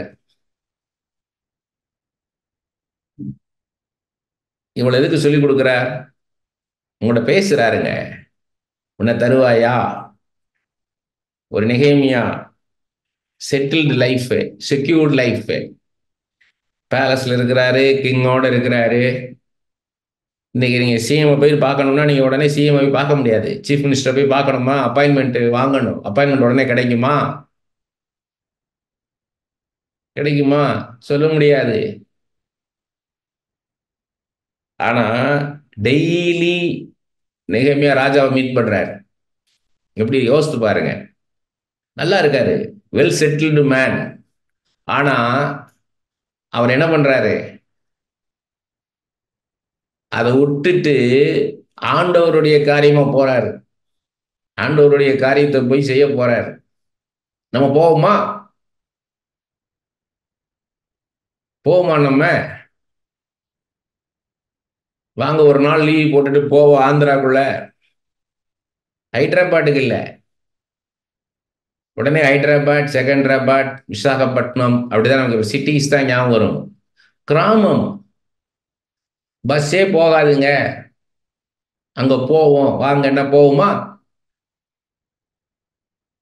போவோமா? நம்ம போய் பார்த்தீங்கன்னா தெரியும் கர்த்தர் எவ்வளவு நல்லவர் என்பதை ருசிச்சு பார்க்கணும். எக்ஸ்பீரியன்ஸ். போய் பார்த்தீங்கன்னா தெரியும். இந்த கிராமத்துல போய் நிற்கும் போது அவங்க சொல்ற சாட்சி பார்த்தீங்கன்னா, ஐயா வந்தது தாங்க எங்களுக்கு பெரிய சாட்சின்னுவாங்க. எனக்கு யாரும் வரமாட்டாங்க, எந்த ஊழியக்காரரும் வந்தது இல்லைங்க. இந்த ஊழியக்காரர் வந்து இப்படி எங்களோட உட்காந்து இப்படியெல்லாம் எங்களுக்கு பைபிளில் சொல்லி கொடுக்கல, ஜெபிக்க சொல்லி கொடுக்கல, ஆண்டவரை பற்றி எங்களுக்கு சொல்லி கொடுக்கல. இவங்க எங்க எங்க இவங்க அப்படியே ரட்சிக்கப்பட்டு வந்திருக்கிறாங்க, அதோட நிற்கிறாங்க. அதுக்கு மேலே ஆண்டவரோட நெருங்கிறதுக்கு உதவி செய்ய யாரும் இல்லைங்க. அந்த மாதிரி இடங்களுக்கு போகணும். சும்மா இருக்கிற இடத்துல உட்காந்துக்கிட்டு நான் ஊழியம் பண்றேன்னா கம்ஃபர்ட் ஜோன், சௌகரியமான சூழ்நிலையில் நின்று ஊழியம் செய்யலாம். அசௌகரியமான சூழ்நிலையில டிஸ்கம்ஃபர்ட் ஜோன்ல போய் ஊழியம் செய்வீங்களா? அங்கதான் ஆண்டவர் உங்களை ஆசீர்வதிப்பாரு, மகிமையா பயன்படுத்துவார். அந்த ஜனங்களோட போய் உட்காந்து சாப்பிட்டுட்டு, அந்த ஜனங்கள் கொடுக்குற சாப்பாடை சாப்பிட்டு அந்த ஜனங்களோட உட்காந்து, அங்க ஏர் கண்டிஷன் கிடையாது, ஃபேன் கூட இருக்காது, வெயில் கொளுத்தி எடுக்கும், ரேஷன் ரைஸ், அந்த அவங்க கொடுக்குற ஆகாரத்தை சாப்பிட்டு அவங்களோட இருந்து நீங்க ஊழியம் செய்து பாருங்க, மகிமையா இருக்கும். ஒரு தேவதூதனை பார்க்குற மாதிரி பார்ப்பாங்க நம்மளை.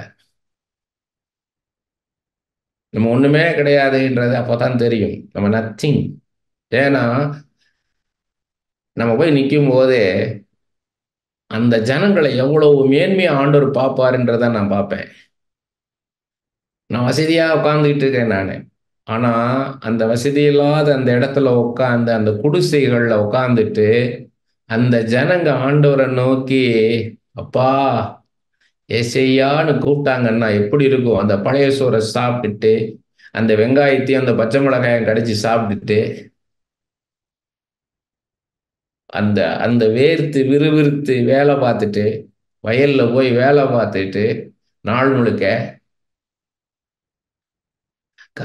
சாயங்காலம் வந்து அந்த குளிச்சுட்டு உக்காந்து ஏசையா இயேசுவே அப்பான்னு கூப்பிடும்போது வானமே திறக்குங்க, வானமே திறக்கும். நம்ம ஒண்ணுமே கிடையாது, we are nothing. நம்ம பக்தியில ஒண்ணும் கிடையாது. இவங்கெல்லாம் அப்படிதான் வச்சாங்க, ஸ்டேல் மேட்னுவாங்க, ஏரி மாதிரி குளம் மாதிரி ஆயிட்டோம். நம்ம ஒரு இடத்துல தேங்கிட்டோம், அவ்வளவுதான். ஆறு மாதிரி இருக்கணும், பாய்ந்து ஓடணும். ஆண்டவர் எங்கெல்லாம் சொல்றாரோ, எங்கெல்லாம் அவர் நினைக்கிறாரோ அங்கெல்லாம் பாய்ந்து ஓடணும். இந்த அபிஷேகத்தை எங்க கொண்டு போக நினைக்கிறீர்? என்னை கொண்டு போங்கப்பான்னு சொல்லுங்க. என்னை எங்க கொண்டு போகணும், எங்க கொண்டு போங்க ஆண்டவரே. இந்த சென்னை பட்டணத்துல எவ்வளவோ ஜனங்கள் இருக்காங்கப்பா, அழிந்து போகிற ஆத்துமாக்கள். எத்தனையோ சபைகள்ல இன்னும் வளராம இருக்கப்பா. உம்மை பற்றி அறிகிற அறிவிலே வளராம, வேதத்தின் ஆழங்களை தெரியாம, உம்முடைய சித்தத்தை அறிகிற அறிவு இல்லாம, உம்முடைய சிந்தையை அறிகிற அறிவு இல்லாம, உம்முடைய ராஜ்யத்தையும் நீதியும் பற்றி அறிகிற அறிவு இல்லாம எத்தனையோ ஜனங்கள் இருக்காங்களே. என்னை எடுத்து செல்லுங்கப்பா. கத்துக் கொடுக்கிறார், அதுக்குதான் கத்துக் கொடுக்கிறார். சென்னை பட்டணம் முழுக்க திறந்து கிடக்கு, தமிழ்நாடு முழுக்க திறந்து கிடக்கு, இந்தியா முழுக்க திறந்து கிடக்கு, உலகம் முழுக்க திறந்து கிடக்கு. நம்ம என்ன பண்ணிட்டு இருக்கிறோம்? What are we doing? இங்க இருக்கிற ஊழியக்காரர்களை சுத்தி சுத்தி பார்த்துட்டு தான் ஊழியம் நினைச்சிட்டு இருக்கீங்க. இது இந்த 5 குருடங்க யானையை பார்த்த கதை. இது உலகம் முழுக்க ஊழியம் போய்கிட்டு இருக்குது. கர்த்தர் உலகம் முழுக்க ஊழியம் செஞ்சிட்டு இருக்கிறார். பாருங்க, 11ஆம் அதிகாரம் 3வது வசனம். யூதாவின் பட்டணங்களில் இஸ்ரவேலரும் ஆசாரியரும் லேவியரும் நிதனிமியரும் சாலமோனுடைய வேலைக்காரரின் புத்திரரும் அவரவர் தங்கள் பட்டணங்களிலோ தங்கள் காணி பூமியிலே குடியிருந்தார்கள். எருசலேமிலே குடியிருந்த நாடுகளின் தலைவர் யார் என்றால், எருசலேமிலே யூதா புத்திரில் சிலரும் பென்னிமீன் புத்திரில் சிலரும் குடியிருந்தார்கள். யூதா புத்திரில் பேரேசின் புத்திரர்கள் ஒருவனான மகளேலியின் குமாரனாகிய செபதியாவின் குமாரன் அமரியாவுக்கு பிறந்த சகரியாவுக்கு குமாரன உசியாவின் மகன் அத்தாயாவும். யாரெல்லாம் குடியிருந்தாங்கன்னு பூரா லிஸ்ட் சொல்லிக்கிட்டே போறாங்க, யாரெல்லாம் அங்க இருக்கிறாங்கன்ட்டு. ஏன்னா யார் அங்க இருக்கிறதுக்கு தயாரா வரல. எல்லாம் அவங்கவுங்க இருக்கிறதுல அப்படியே இருந்துட்டாங்க. இப்ப அவங்க எல்லாரையும் ஆர்கனைஸ் பண்றாரு. நெகேமியா வந்து ஆர்கனைஸ் பண்றாரு. எல்லாம் இருந்து ஆலயத்தை காவல்காருங்க, பாதுகாங்க, நீங்க ஆராதிங்க. ஆராதிக்கணும், அதே நேரத்தில் பாதுகாப்பாகவும் இருக்கணும். இதான் அட்மினிஸ்ட்ரேஷன். நீ பக்தியா இருக்கிறான், ஆனா நமக்கு ஒரு அரசாங்கம் வேணும். நம்ம ஆண்டவரை விடுதலையோடு ஆராதிக்கிறதுக்கு, தொழுது கொள்ளுகிறதுக்கு நமக்கு ஆதரவான ஒரு அரசாங்கம் தேவை. ஒரு அட்மினிஸ்ட்ரேஷன் வேணும் நமக்கு. அது நமக்கு ஃபேவரா இருக்கணும். இவ்வளவு நாள் ஆண்டவரை தேடாம இருக்கிறதுக்கு என்னெல்லாம் செய்யணுமோ அதெல்லாம் செஞ்சுட்டானுங்க. சன்பல்லாத்தும் தொபியாம். இப்ப அவர் நெகேமியா ரெஸ்டோர் பண்றார். இதுதான் ரிவைவல். மீண்டுமாக கொண்டாந்து நிறுத்துறது, அந்த ரெஸ்டோரேஷன் தான் ரிவைவல். ஒவ்வொரு தனி மனுஷனும் எழும்பணும், ஆண்டவரோட நெருங்கணும். ஒவ்வொருத்தரும் நெருங்கிட்டா போதும். ஆண்டவர் ஊழியம் அவருடையது, ஆத்துமாக்கள் அவருடையது. அவர் கொண்டு வருவார் உங்கள்கிட்ட. உங்களை எங்க கொண்டு போகணுமோ, நீ யூஸ் மீ லார்ட்னு சொல்லிட்டீங்கன்னா போதும், என்னை பயன்படுத்துங்கப்பான்ட்டீங்கன்னா ஆண்டவர் உங்களை தூக்கிட்டு போவாரு. எங்க தூக்கிட்டு போவார் ஆண்டவர். உங்களை எங்க கொண்டு போன ஆண்டவருக்கு தெரியும். 17வது வசனம் பாருங்க. 11ஆம் அதிகாரத்துல 17வது வசனம். ஆசாபின் குமாரன் சப்தின் குமாரனாகிய மீகாவின் மகன் மத்தனியா ஜெபத்தில் ஸ்தோத்திர பாட்டை துவக்குகிற தலைவனும். ரொம்ப முக்கியம். பைபிள் அப்படியே படிச்சுக்கிட்டே வரணும். இவன் குமாரன், இவன் குமாரன், இவன் குமாரன். பார்த்தீங்கன்னா ஆசாபுடைய குமாரன் இவன், அவனுடைய குமாரன் இவன், அவனுடைய குமாரன். ஆசாபுடைய வம்சத்துல வர. ஏன் ஆசாப்னு சொல்றாருன்னா, ஆசாப் யாருன்னு கேட்டீங்கன்னா தாவீதோட கூட இருந்தவர், ஒரு பெரிய ப்ராஃபட். அவரு தீர்க்கதரிசி மாத்திரமல்ல, ஞான திருஷ்டிக்காரன். அப்படின்னா என்ன அர்த்தம்? தரிசனத்தை பார்க்கிறவர் அவர். தீர்க்கதரிசி அதுக்கு ஈக்குவலா ஞான திருஷ்டிக்காரன். ஞான திருஷ்டிக்காரனா அப்படியே ஓப்பனா விஷன் தெரியும் அவருக்கு, என்னென்னன்றதெல்லாம் விஷன் தெரியும். அந்த மாதிரி அப்படி உள்ளவர் அவரு. அவர் பாடல் எழுதுகிறவரு. சங்கீதங்களை பார்த்தீங்கன்னா ஆசாபின் சங்கீதம், ஆசாப் எழுதின சங்கீதம் நிறைய இருக்கும். அப்ப அவரு பாடல் எழுதுகிறவர். அப்படிப்பட்டவர். அவருடைய வம்சத்துல வந்ததான் மத்தனியான்றவன். அந்த மத்தனியா ஜெபத்தில் ஸ்தோத்திர பாட்டை துவக்குற தலைவன் தான் வொர்ஷிப் லீடர்னு வருது. தான் வொர்ஷிப் லீடர். அவர் தான் வொர்ஷிப்பை லீட் பண்றாரு. இந்த துதி ஆராதனைன்றத யார் நடத்துறான்னா மத்தனியா நடத்தினான்ற. ஒவ்வொன்றுக்கும் என்ன பண்றாரு, ஒரு பாடகர் குழுவை நியமிக்கிறாரு. அந்த பாடகர் குழுக்கு பார்த்தீங்கன்னா 23வது வசனம், அதிலேயே 23வது வசனம், பாடகராகிய அவர்களுக்காக அன்றாக படி கொடுக்கப்படும்படி ராஜாவினால் கட்டளைப்பட்டிருந்தது. கொயர் ஃபார்ம் பண்றாரு நெகேமியா. அந்த கொயருக்கு, அந்த பாடுறவங்களுக்கு அவங்களோட ரெமுனரேஷன் ஃபிக்ஸ் பண்றார். அவங்களுக்குன்னு என்ன பண்றாரு, அவரு சம்பளம் கொடுக்கிறார். சம்பளம் கொடுத்து தான் என்ன பண்றாரு, அவங்கள நடத்துறாரு. அப்ப இதெல்லாம் நம்மளுக்கு சொல்லி கொடுக்குறாரு. கர்த்தருடைய ஊழியம் தானே, வாங்க செய்யுங்க, உங்களுக்கு கர்த்தர் கொடுப்பாரு. அப்ப நம்ம பார்ட் என்ன? இப்ப நான் ஒருத்தரை கூப்பிடுறேன், எனக்கு கேமரா பண்ணுங்கன்றேன், எனக்கு மியூசிக் பண்ணுங்கன்றேன். அவர் பண்றாரு, அவருக்கு நான் கூலி கொடுக்கணும். நான் கூலி கொடுக்காம கர்த்தருக்காக செஞ்சீங்க பிரதர், கர்த்தர் உங்களுக்கு கொடுப்பாருன்னு அனுப்பிச்சிடக்கூடாது.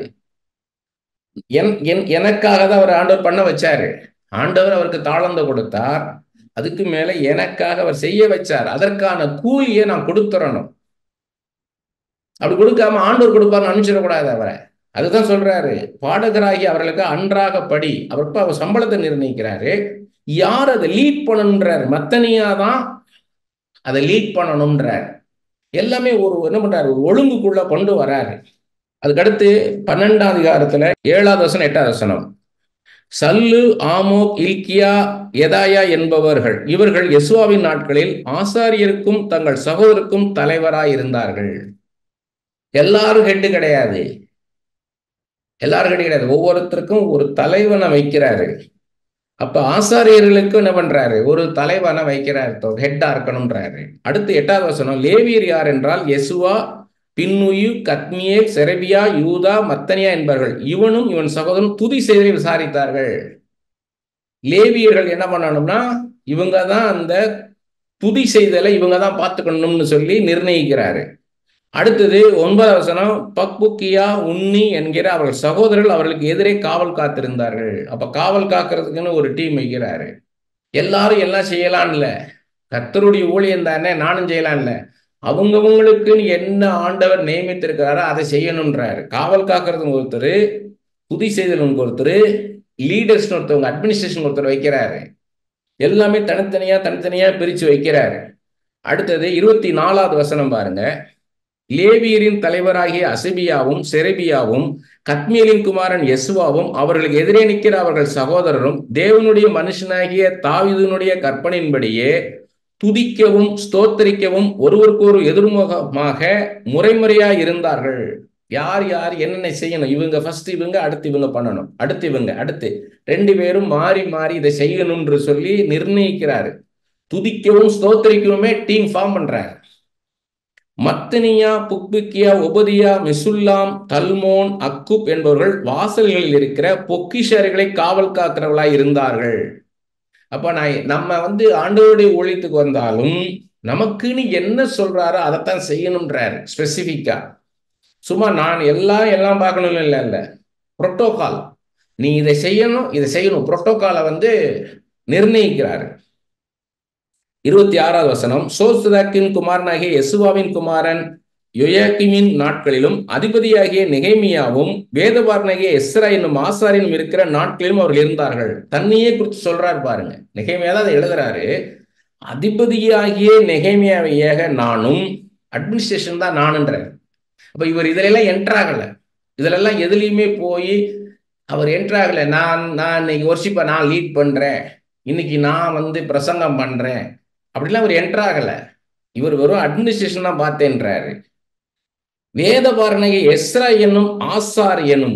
அப்ப ஆசாரியன் யாரு? எஸ்ரா. அப்ப எஸ்ராவுக்கு கொண்டாந்து எஸ்ராவுடைய வேலையை எஸ்ரா ஸ்தானத்தை கொடுத்துட்டாரு. இவர் ஸ்தானத்துல இருந்து இவர் வேலையை பார்க்கிறாரு. அவருடைய வேலையை இவர் பார்க்கல. அதைத்தான் சொல்றாரு இங்க. ஏன்னா சவுலுடைய காரியத்துல நமக்கு தெரியும். சவுல் இத்தனை நாள் காத்திருன்றாரு சாமுவேல். ஆனா காத்திருக்கிறாரு. காத்திருந்து கடைசியில் என்ன ஆயிருதுன்னா, எதிரிகள்லாம் புறப்பட்டு வந்துட்டாங்கன்னு பயந்து என்ன பண்றாருன்னா, சாமுவேல் அவர் செய்ய வேண்டியதை, ஒரு ஆசாரியன் செய்ய வேண்டியதை ஒரு ராஜா செய்ய ஆரம்பிச்சிட்டான். சவுல் ஒரு பிரீஸ்ட் அனாயிட்டிங் வேற, ஒரு கிங்குடைய அனாயிட்டிங் வேற.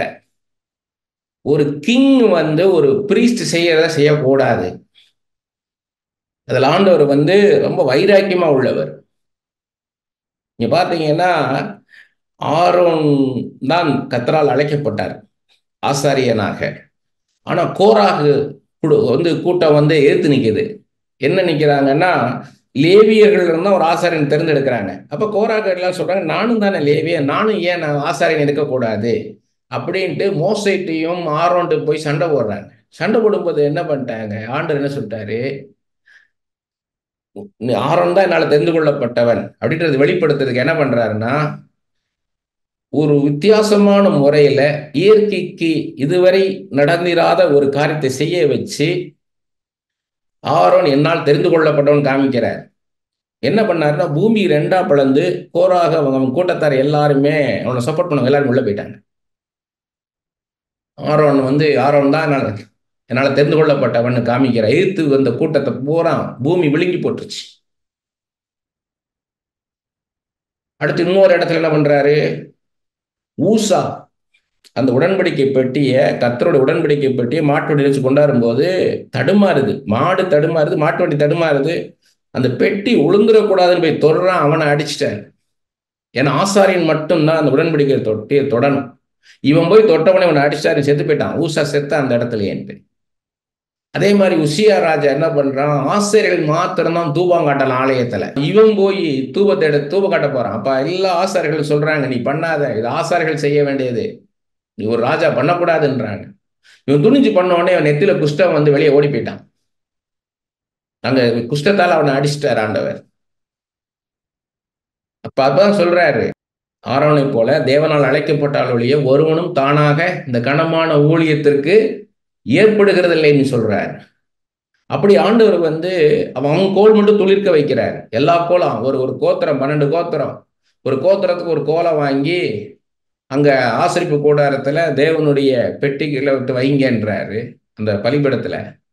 அடுத்த நாள் பார்க்கும்போது ஆரோனின் கோல் மாத்திரம் துளிச்சிருக்குது, வாதுமை பழங்களை அதுல பூத்து இருக்குது. அப்படி காமிக்கிறாரு, இவன் தான் என்னால் அழைக்கப்பட்டவன், இவன் தான் என்னால் தெரிஞ்சு கொள்ளப்பட்டவன். இப்படி ஊழியத்துல காமிப்பாரு. நம்மளை ஆண்டவர் நம்மளை ஊழியத்துல எடுத்து தெரிந்தெடுத்துட்டாரு, கூப்பிட்டுருக்காருன்றத நம்ம போற இடத்துல அற்புதங்களை செய்வார். நம்ம ஜெபிக்கிற ஜெபத்துக்கெல்லாம் பதில் கொடுப்பார். நம்ம யாருக்காக ஜெபிக்கிறோமோ அந்த ஜெபத்துக்கு பதில் கொடுப்பார். ஒரு பிசாசை விரட்ட வந்திருக்காங்களா, நம்ம போகும்போது பிசாசு அரண்டு ஓடும். அந்த பிசாசு விரட்டப்படும். அங்க ஒரு சுகத்துக்காக ஜெபம் பண்ணும்போது அங்க பெரிய அற்புதம் செய்வார். அப்படி செஞ்சு ஆண்டவர் தான் அழைச்சார்ன்றதை காமிப்பார். அதுதான் அதெல்லாம் காமிக்கிறாரு. அப்ப அந்த வேலை நமக்கு என்ன நமக்கு சொன்னார் அதை தான் செய்யணும். ஆண்டவர் சொல்லும் போதுதான் அதை செய்யணும். நாம செயல்படக்கூடாது. இல்ல நம்ம காலை வைப்போம், அப்பதான் யோர்தான் 2ஆ பிரியும். அம்மா கரெக்ட் தான். விசுவாசத்துக்கு சொல்றாரு அதை. நீ பயப்படாத, உன்னோட இருக்கிறேன். யோசுவாட்ட சொன்னார் இல்லையா, நான் மோசையோடு இருந்தது போல நான் உன்னோட இருப்பேன். நீ பயப்படாத, நீ கலங்காத, திகையாத, மோசையோடு இருந்தது போல உன்னோட நான் இருப்பேன் அப்படின்னு என்கரேஜ் பண்றாரு. விசுவாசத்தை தட்டி எழுப்புறாரு. அதுக்காக துணிஞ்சு போய் எல்லாம் செய்யணும்னு சொல்லல ஆண்டவர். நம்ம ஜெபிக்கும் போது நமக்கு தெரியும். நம்ம ஒப்பு கொடுக்கணும். ஆண்டவரே என்னை பயன்படுத்துங்கப்பா, என் ஆவி ஆத்மா சேர்த்து முழுமையாக உங்களுடைய மேலான சித்தத்துக்கு நான் ஒப்பு கொடுக்கிறேன், என்னை எடுத்து பயன்படுத்துங்கன்னு சொல்லும் போது அவர் எடுத்து பயன்படுத்துவார். அவர் கொண்டு போவார். ஊழியம் அவருடையது, ரட்சகர் அவர் தான், ரட்சிப்பு அவருடையது. அவர் தான் ஒருத்தரை தொட முடியும், அவர் தான் ஒருத்தனை ரட்சிப்பு நடத்த முடியும். நம்ம ஒன்றும் பண்ண முடியாது. பாருங்க 27வது வசனம், நெகேமியா 12ஆம் அதிகாரம் 27வது வசனம். எருசலேமின் அலங்கத்தை பிரதிஷ்டை பண்ணுகையில், முக்கியமானது பிரதிஷ்டை, ஆண்டவருக்காக அர்ப்பணிக்கிறாங்க. துதியினாலும் பாடலினாலும் கைத்தாளம் தம்புரு சுரமண்டலம் முதலான கீத வாக்கியங்களினாலும் பிரதிஷ்டையை மகிழ்ச்சியோட கொண்டாட எல்லா இடங்களிலும் இருக்கிற லேவியரை எருசலேமிலே வரும்படி தேடினார்கள். பாருங்க, லேவியரை தேடுறான்றாங்க. லேவியரை தேடுறாங்க. இதெல்லாம் பண்றதுக்கு லேவியரை தேடுறாங்க. அப்படியே பாடகரின் புத்திரர் இவங்களா துணிஞ்சு எல்லாம் செய்யல. அதை யாரு செய்யணுமோ அதைத்தான் அந்த படிப்படியா அந்த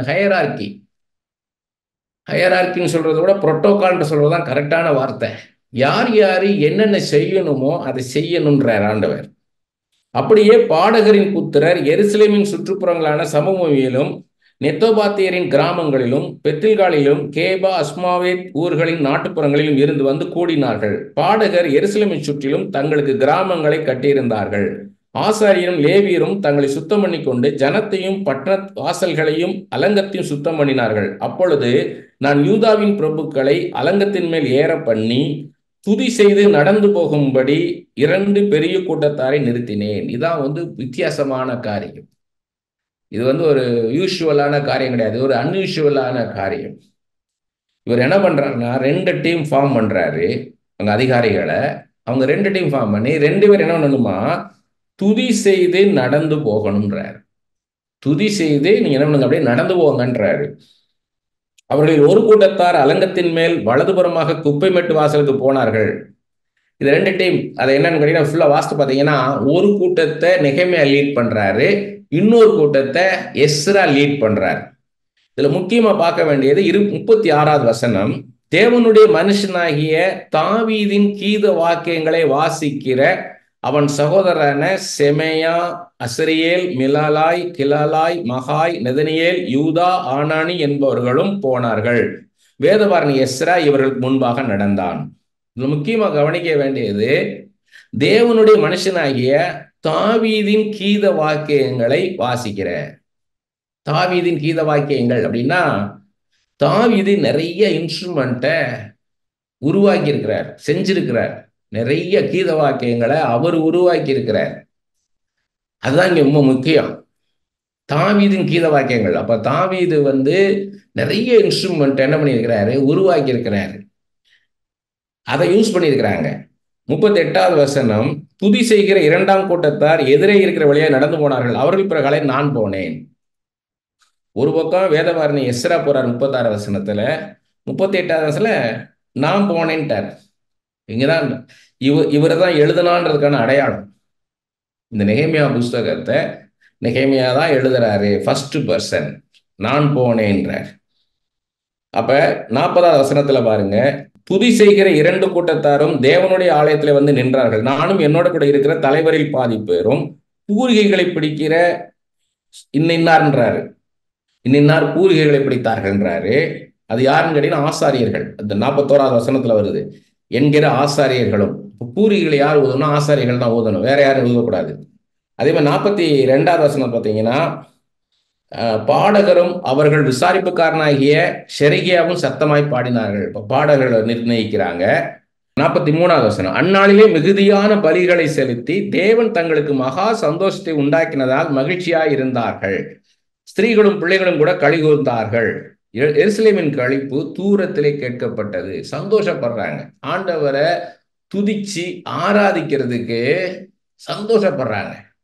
அவங்க சந்தோஷப்பட்டு என்ன பண்றாங்கன்னா, அவங்க சத்தம் போட்டு ஆண்டவரை துதிச்சு பாடுறது தூரத்திலே கேட்கப்பட்டது.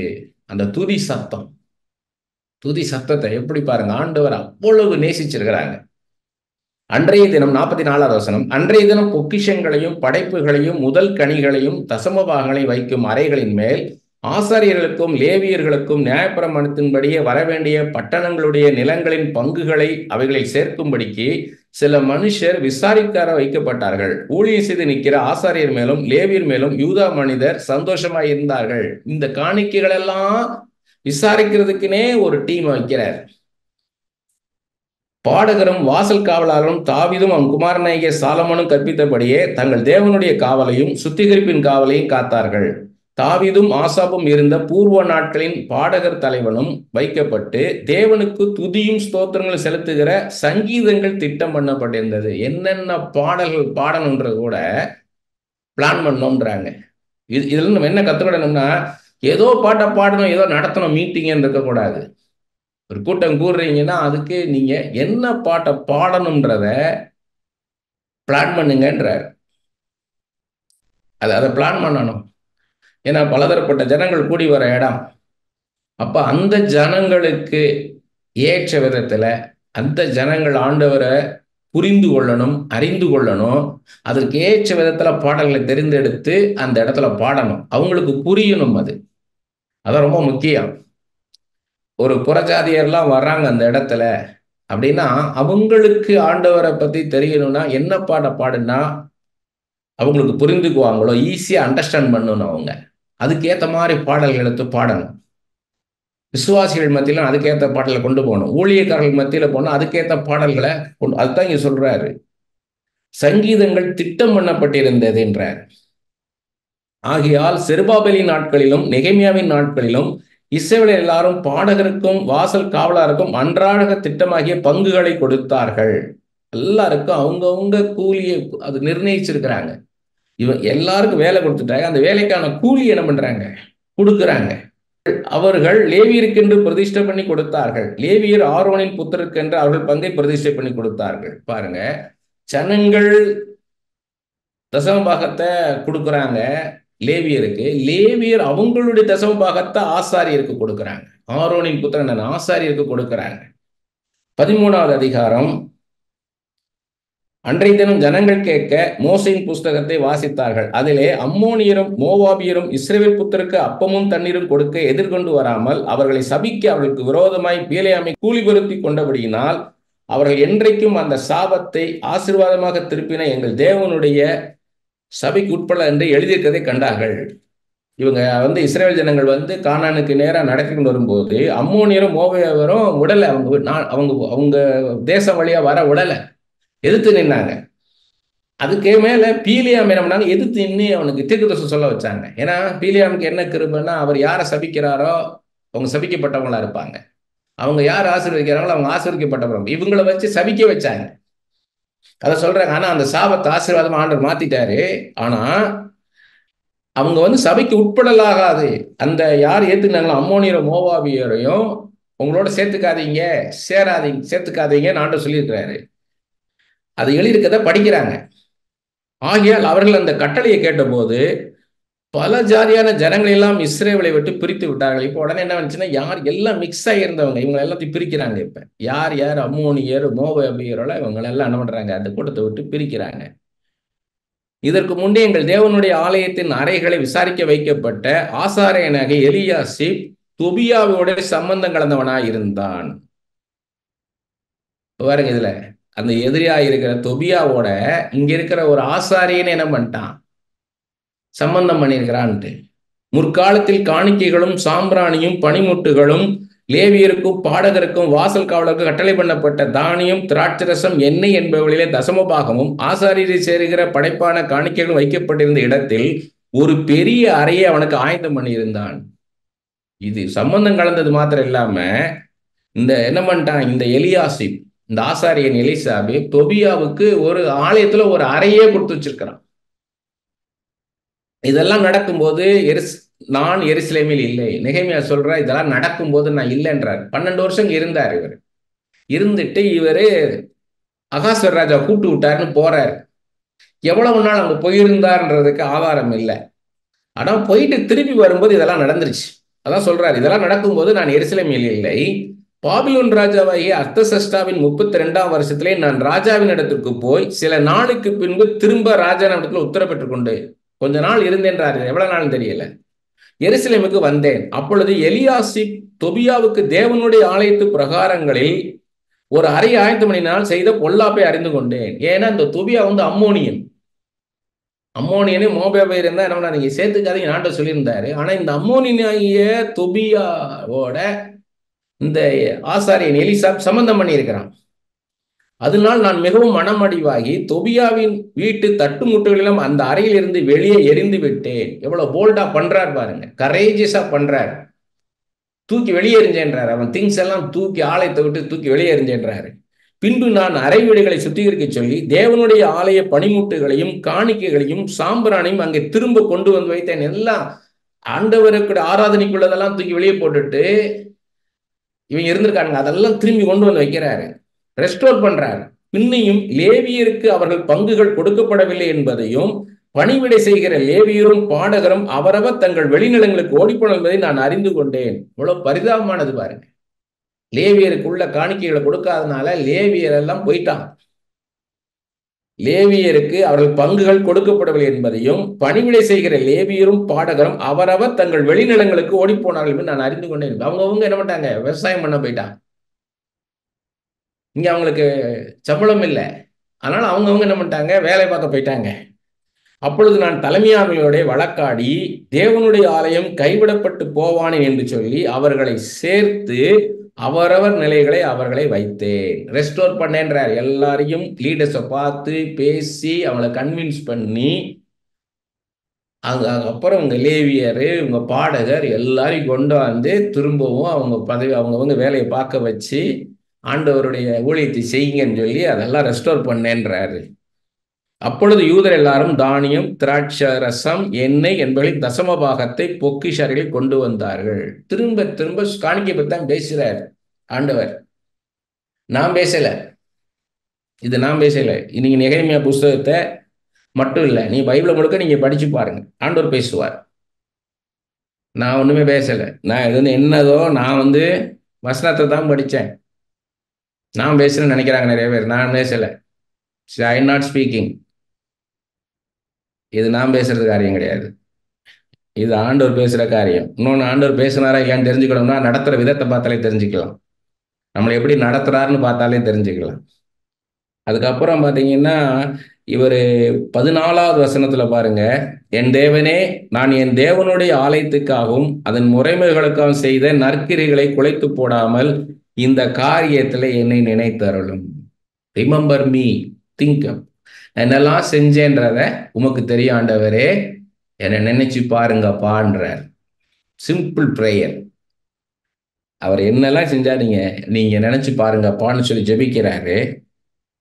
அடுத்து ஓய்வு நாள்ல இவங்க எல்லாம் வியாபாரம் பண்ண வராங்க. எல்லாம் இதுக்கு அப்புறம் உள்ள இது அதுதான். அது ஓய்வு நாள்ல இவங்க எல்லாம் அந்த இடத்துல எல்லாம் செய்யும் போது எல்லாம் பண்றாருன்னா இவர் அதெல்லாம் தடுத்து நிறுத்துறாரு. பார்த்தீங்கன்னா 15வது வசனத்துல, அந்த நாட்களில் நான் யூதாவிலே ஓய்வு நாளில் சிலர் ஆலைகளை மிதிக்கிறதையும் சிலர் தானிய பொதிகளை கழுதைகள் மேற்கொண்டு வருகிறதையும் திராட்சரசம், திராட்சப்பழம், அத்திப்பழம் முதலானவர்களின் பற்பல சுமைகளை ஓய்வு நாளிலே எருசலேமுக்கு கொண்டு வருகிறதையும் கண்டு அவர்கள் தின்பண்ட வைக்கிற நாளை பற்றி அவர்களை திடசாட்சியாய் கடிந்து கொண்டேன். நாள் பரிசுத்த நாள். அன்னைக்கு என்ன பண்ணாதீங்க, எல்லாம் பிசினஸ் பண்ணாதீங்க, வியாபாரம் பண்ணாதீங்கன்னு சொல்லி திடசாட்சியாய் கடிந்து கொண்டேன்றார். ஃபேமா, திடமா இருந்து, ஏதோ இன்டைரக்டால அல்ல, நேரடியாக அவளை கடிந்து கொண்டேன்றாரு. மீனியும் சகலவித சரக்குகளை கொண்டு வந்து ஓய்வு நாளிலே யூதா புத்திரருக்கும் எருசலேமில் இருக்கிறவருக்கும் இருக்கிற சில தீரியரும் உள்ளே குடியிருந்தார்கள். ஆகையால் நான் யூதாவின் பெரியவர்களை கடிந்து கொண்டு, நீங்கள் ஓய்வு நாளை பரிசுத்த குலைச்சலாக்குற இந்த பொல்லாத செய்கை என்ன? நீங்க இப்படிதான் பிழைக்கணும்னு கிடையாது. ஆண்டவர் தான் போஷிக்கிறவர். ஆண்டவர் நம்பிதான் வாழ்றோம். இப்படியெல்லாம் அந்த ஒரு நாள் ஆண்டவருக்கான நாள், அன்னைக்கு இதெல்லாம் செய்யாதீங்கன்னு சொல்லி கடிந்து கொள்றாரு. உங்கள் பிதாக்கள் இப்படி செய்ததினால் அல்லவா நமது தேவன் நம்மேலும் இந்த நகரத்தின் மேலும் இந்த தீங்கையெல்லாம் வரப்பண்ணினார். இப்படி நம்ம கஷ்டப்படுறதே இப்படி இதுக்கு எதிராக நடந்ததுனாலதான், நமக்கு முந்தின தலைமுறை நடந்ததுனாலதான் இன்னைக்கு இந்த மாதிரி நம்ம கஷ்டப்படுறோம்ன்றாரு. நீங்களும் என்றால் ஓய்வு நாளை பரிசுத்த குலைச்சலினால் இஸ்ரவேலின் மேல் இருக்கிற உக்கிரத்தை அதிகரிக்க பண்ணுங்கள் என்று அவர்களுக்கு சொன்னேன்ற. இன்னும் கோவத்தை, ஆண்டவருடைய கோவத்தை நீங்க என்ன பண்றீங்க? கூட்டத்தான் செய்யறீங்கன்றாரு. அதுல 21வது வசனம் பாருங்க. அப்பொழுது நான் அவர்களை திடசாட்சியாய் கடிந்து கொண்டு, நீங்கள் அலங்கத்தண்டையிலே தங்குறது என்ன? நீங்கள் மறுபடியும் இப்படி செய்தால், ஏன்னா முதல்ல என்ன பண்ணிட்டாருன்னா கதவெல்லாம் பூட்டி வைங்கன்ட்டார். இதுக்கு முந்தின வசனங்கள்லாம் படிச்சு பார்த்தீங்கன்னா, இவங்க யாரும் ஓய்வு நாள்ல பட்டணத்துக்குள்ள யாரும் வரக்கூடாது, எல்லாம் வாசல்ல பூட்டி வைங்கன்ட்டார். சத்தம் போடுறாரு, இவங்க வரக்கூடாதுன்னு சொல்லி. அப்படின்னு தங்கி இருக்கிறானுங்க. அப்பதான் சொல்றாரு, அப்பொழுது நான் அவர்களை திடசாட்சியை கடிந்து கொண்டு, நீங்கள் அலங்கத்தண்டையிலே தங்குறது என்ன? நீங்கள் மறுபடி இப்படி செய்தால் உங்கள் மேல் கை போடுவேன் என்று அவளோட சொன்னேன். உங்களை அடிப்பேன்றார். இதுக்கு மேல நீங்க வந்தீங்கன்னா நான் உங்களை அடிப்பேன்றார். அது முதல் அவர்கள் ஓய்வு நாளில் வராதிருந்தார்கள்ன்றார். 22வது வசனம் பாருங்க. மீண்டும் ஒரு சின்ன ஜெபம் பண்றாரு பாருங்க. ஓய்வு நாளை பரிசுத்தமாக்கும்படிக்கு உங்களை சுத்தம் பண்ணி கொண்டு வாசலை காக்க வாருங்கள் என்று லேவியருக்கும் சொன்னேன். என் தேவனே, இதை குறித்து நீர் என்னை நினைத்தருளி உங்களுடைய மிகுந்த கிருபையின்படி எனக்கு இறங்கியவராக. இவர் சொல்றத ஜனங்க கேட்கணும். அதுக்காக ஜெபம் பண்றார். ஆண்டவரே, இந்த ஓய்வு நாள் ஆசரிக்க ஜனங்க ஆசரிக்கணும் அப்பா, அதுக்கு கிருபை செய்யுங்கப்பான்னு சொல்லி ஜெபிக்கிறார். இவங்க பாருங்க, அடுத்து பாருங்க, இவங்க மற்ற ஜாதிகளோட புறஜாதிகளோடு இவங்க சம்பந்தம் கலந்ததுனால என்ன ஆச்சுன்னு சொல்லி பாருங்க. அஸ்தோத், அம்மோன், மோவாப் ஜாதிகளான ஸ்திரீகளை சேர்த்து கொண்ட சில யூதரையும் அந்த நாட்களில் கண்டேன். அவர்கள் பிள்ளைகள் பேசின பேச்சில் பாதி அஸ்தோத் பாஷையாய் இருந்தது. இவர்கள் அந்தந்த ஜாதிகளின் பாஷையை தவிர யூத பாஷையை திட்டமாய் பேச அறியாது இருந்தார்கள். யூதர்கள் பாஷை, இவங்க பாஷை, சொந்த பாஷை தெரியல இவங்களுக்கு. யாரோட சம்பந்தம் கலந்தாங்களோ அந்தந்த பாஷை பேசிட்டு இருந்தாங்கன்றார். அவர்களையும் நான் கடிந்து கொண்டு அவர்கள் மேல் வரும் சாபத்தை கூறி அவர்களை சிலரை அடித்து மயிரை பீத்து, நீங்கள் உங்கள் குமாரத்திகள் அவள் குமாரருக்கு கொடாமலும் அவர்கள் குமாரத்தில் ஒருவரை உங்கள் குமாரருக்காயிலும் உங்களுக்காயிலும் கொள்ளாமலும் இருக்க வேண்டும் என்று அவர்களை தேவன் மேல் ஆணையிட பண்ணி, நான் அவர்களை நோக்கி எல்லாம் பண்ணாதீங்கன்னு சொல்லிட்டு சாலமோனை குறித்து சொல்றாரு. இஸ்ரவேலின் ராஜாவாகிய சாலமோன் இதனாலே பாவம் செய்தான் அல்லவா? அவனை போன்ற ராஜா அநேகம் ஜாதிகளுக்குள்ளே உண்டாயிருந்ததில்லை. அவன் தன் தேவனாலே சிநேகிப்பட்டவனாய் இருந்தான். தேவன் அவனை இஸ்ரவேல் அனைத்தின் மேலும் ராஜாவாக வைத்தார். அப்படிப்பட்டவனையும் மறுஜாதியான ஸ்திரீகள் பாவம் செய்ய பண்ணினார்களே. சாலமோன் ராஜா என்ன பண்ணார்? கடைசி காலத்துல நிறைய மனைவிமார்களை புறஜாதியில இருந்து திருமணம் பண்ணாரு. அவங்களாம் அவங்கவுங்க தெய்வத்தை என்ன பண்ணிட்டாங்க? வணங்க வச்சாங்க சாலமோனை. அதை சொல்றாரு. நீங்கள் மறுஜாதியான ஸ்திரீகளை சேர்த்துக் கொள்கிறதுனால் நம்முடைய தேவனுக்கு துரோகிகளாகி இந்த பெரிய பொல்லாப்பியெல்லாம் செய்யும்படி உங்களுக்கு இடம் கொடுப்போமோ என்றேன். யோய்தாவின் புத்திரிலே பிரதான ஆசாரியனாக எலிசாவினுடைய குமாரன் ஒருவன் ஓரோனினாக சன்பல்லாத்துக்கு மருமகனானான். ஆகையால் அவனை என்னை விட்டு துரத்தினேன். முதல்ல ஒருத்தன் தொபியாவோட சம்பந்தம் கலந்துட்டான். இங்கே யாரு? சன்பல்லாத்துக்கு ஒருத்தன் சம்பந்தம் கலந்துட்டான்.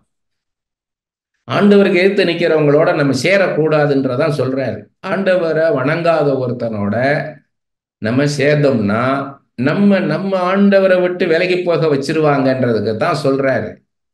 அதுதான் சொல்றாரு. இதை நீங்க ஒரு அந்நிய தெய்வத்தை வணங்கிக்கிட்டே போறவன, தெய்வமே இல்லாத ஒன்ன, ஒரு விக்கிரத்தை வணங்குறவனோட நீங்க போனீங்கன்னா உண்மையான தெய்வத்துடைய நடத்துதல் தெரியாது, அந்த பிரமாணம் தெரியாது. அது தெரியாம அவனை மாதிரி நம்மளும் போயிருவோன்றாரு. வழி விட்டு போயிடுவோம், ஆண்டவரை விட்டு போயிருவீங்கன்றக்காக சொல்றாரு. என் தேவனே, அவர்கள் ஆசாரிய ஊழியத்தையும் ஆசாரிய ஊழியத்துக்கும் லேவியருக்கும் இருக்கிற உடன்படிக்கையும் தீட்டுப்படுத்தினால் என்று அவர்களை நினைத்துக் கொள்ளும். ஆசாரியன் லேவியன் இப்படிலாம் வச்சு ஆண்டவர் ஆராதிக்கிறதெல்லாம் விட்டுட்டு என்ன பண்ணிட்டாங்க? இப்படி போயிட்டாங்க. ஆண்டவரே, இதெல்லாம் நீங்க நினைங்கப்பான்றாரு. அவர்களை நினைத்துக் கொள்ளுன்றார். அவங்களுக்காக ஜெபிக்கிறாரு. அந்த மாதிரி வழி விலகி போனவங்களுக்காக என்ன பண்றாரு? நெகேமியா ஜெபிக்கிறார். இப்படியே நான் மறுஜாதியரெல்லாம் நீக்கி ஆசாரியரும் லேவியரும் சுத்திகரித்து அவரவரை அவர்கள் வேலையின் முறைகளை நிறுத்தி திரும்ப திரும்ப சொல்றார், I have restored their position, I have restored their position அப்படின்னு திரும்ப திரும்ப சொல்றார். இந்த ரெஸ்டோரேஷன், ரெஸ்டோரேஷன்றது வெறுமனே ஏதோ பிரீஸ்ட் அண்ட் லேவிட்ஸ் இல்லை, லேவியர்களையும் ஆசார்களையும் அவர் நிறுத்தினார்ல. இது இது எப்படி பார்க்கணும்னு கேட்டீங்கன்னா, ரெஸ்டோரேஷன் ஆஃப் காட்னு பார்க்கணும். ஆண்டவரை நிறுத்துறார். இவங்க ஆண்டவர் விட்டு விலகி போயிட்டாங்க, இவங்களை கொண்டாந்து நிறுத்தினதும் ஆண்டவரை நிறுத்துறாரு. ஆண்டவருடைய பொசிஷன்ல ஆண்டவரை கொடுக்க வைக்கிறார். இவங்களை நம்மளை ஆளுகை செய்யறதே யாரோ, நம்ம வணங்குகிற தெய்வம் யாரோ அவரை வணங்குறதுக்கு கொண்டு வராரு. இதுதான் எழுப்புதல். குறிக்கப்பட்ட காலங்களிலே செலுத்தப்பட வேண்டிய விறகு காணிக்கையும் முதற் பணங்களையும் குறித்து திட்டம் பண்ணினேன். என் தேவனே எனக்கு நன்மை உண்டாக என்னை நினைத்தரலும். மறுபடியும் சொல்றார், என் தேவனே நன்மை உண்டாக இதெல்லாம் நினைச்சரலும்ன்றார். இது 12வது பிரேயர். ஒரு மொத்தம் 12 பிரேயர் பண்ணியிருக்கிறாரு. அது it's a man of prayer. எல்லாமே என்ன பண்றாருன்னா வித் பிரேயர் இஸ் டூயிங். அப்ப வித் காட் இஸ் டூயிங் அர்த்தம். வித் பிரேயர்னு என்ன அர்த்தம்? எல்லாமே ஆண்டவருடைய ஒத்தாசை தான் செய்யறார். வெறுமனே பார்த்தீங்கன்னா, எனக்கு ஒத்தாசை வரும் பர்வதங்களுக்கு நேராக என் கண்களை ஏறடிக்கிறேன் அப்படின்னு வெறுமனே சொல்லிட்டு இருக்கல. எப்படியெல்லாம் ஜெபிச்சாருன்னு சொல்றார், பிராக்டிக்கலா சொல்றாரு. என்னென்ன மாதிரி சிச்சுவேஷன்ல நான் எப்படி ஜெபிச்சேன்னு திரும்ப திரும்ப பார்த்தீங்கன்னா, நெகேமியா புஸ்தகத்துல அந்த 13ஆம் அதிகாரத்துல அந்த கடைசி அதிகாரத்திலே பார்த்தீங்கன்னா 14வது வசனத்துல என்னை நினைத்தருளும்ன்றார். அது 22வது வசனத்துல எனக்கு இறங்குவீராக, என்னை நினைத்தருளி எனக்கு இறங்குவீராக என்றாரு. அடுத்து 29வது வசனத்துல அவர்களை நினைத்து கொள்ளுன்றாரு. 31வது வசனத்துல என்னை நினைத்தருளும்ன்றார். எனக்கு நன்மை உண்டாக என்னை நினைத்தருளும், என்னை நினைங்கப்பா, என்னை நினைங்கப்பா. இப்படிதான் பாட்டு பிறக்கிறது. ஒரு பாடல் எப்படி பிறக்கணும்னு கேட்டீங்கன்னா இப்படிதான் பிறக்கும். இப்படி நம்ம ஆண்டவரை பத்தி நினைக்க, என்னை நினைங்கப்பா, என்னை நினைங்க, என்னை நினைச்சு பாருங்கப்பான்னு சொல்லும்போது இதுதான் அப்படியே பாட்டா வரும். நீங்க மறுபடியும் மறுபடியும் இதை சொல்லி ஜெபிக்கும் போது இதே நெகேமியாவோட ஜெபத்தை எடுத்து உங்க பிரேயர்ல நீங்க இன்க்ளூட் பண்ணணும். இதெல்லாம் வச்சு நீங்க ஜெபிக்கணும். இதே மாதிரி உடன்படிக்கையும் கிருபையும் காக்கிற தெய்வமே, எல்லா துதி ஸ்தோத்திரத்திற்கும் மேலானவரே அப்படின்ற இந்த ஜெபம்லாம் இப்படிதான் வரும். இந்த ஜெபத்தெல்லாம் இப்படிதான் இங்க கத்துக்கிடணும். மேன் ஆஃப் பிரேயர்னா அவருடைய வாழ்க்கையில் எப்படியெல்லாம் ஜெபிச்சார். ஒரு பக்கம் என்னென்ன வார்த்தைகளை கொண்டு ஜெபிச்சார்ன்றது, வானத்தையும் அதில் உள்ளவைகளையும், பூமியும் அதில் உள்ளவைகளையும், சமுத்திரத்தையும் அதில் உள்ளவைகளையும் உண்டாக்கின தேவனேன்னு சொல்லி ஜெபிக்கிறார். அப்ப அப்படித்தான் நம்ம ஜெபிக்கணும். வானத்தையும் பூமியும் சமுத்திரத்தையும் அதில் உள்ளவைகளையும் உண்டாக்கின தெய்வமே. அடுத்து ஆபிரகாம் எப்படி நடத்தினாரு, இஸ்ரவேல் ஜனங்கள் எப்படி நடத்துறாரு அப்படிலாம் இருக்குது. அப்ப ஆபிரகாமின் தேவனே, இஸ்ரவேல் ஜனங்களை நடத்தின தெய்வமே, இஸ்ரவேல் ஜனங்களின் பெருமூச்சை கேட்டவரே, அப்படியெல்லாம் நம்ம இது இந்த மாதிரி மறுபடியும் மறுபடியும் படிக்கும் போது தனியா ஒரு நோட்ல நீங்க எழுதணும். தனியா ஒரு நோட்ல, ஒரு டைரியிலயோ நோட்லயோ என்ன பண்ணா நீங்க எடுத்து எழுதணும். இப்படி எழுதினா முதல்ல கொஞ்ச நாள் அதெல்லாம் பார்த்து பார்த்து அப்படியே ஜெபிக்கிற மாதிரி வரும். அதுக்கப்புறம் உங்களுக்கு பழக்கமாயிரும். உங்க ஜெபம் ஆண்டவருடைய வார்த்தையால நிரப்பப்படணும். அதான் ஆண்டவருடைய சித்தத்தின்படி ஜெபிக்கிறது. யோவான் எழுதுற நிருபத்துல பார்த்தீங்கன்னா அவருடைய சித்தத்தின்படி நம்ம ஜெபிச்சோம்னா அவர் நம்ம ஜெபத்தை கேட்கிறார் என்ற தைரியம் உண்டாகும்ன்றார். we'll have confidence when we pray according to the will of God. we'll have confidence that God hears our prayer. When you have confidence that God hears your prayer, you will have more confidence that God definitely he will answer your prayer.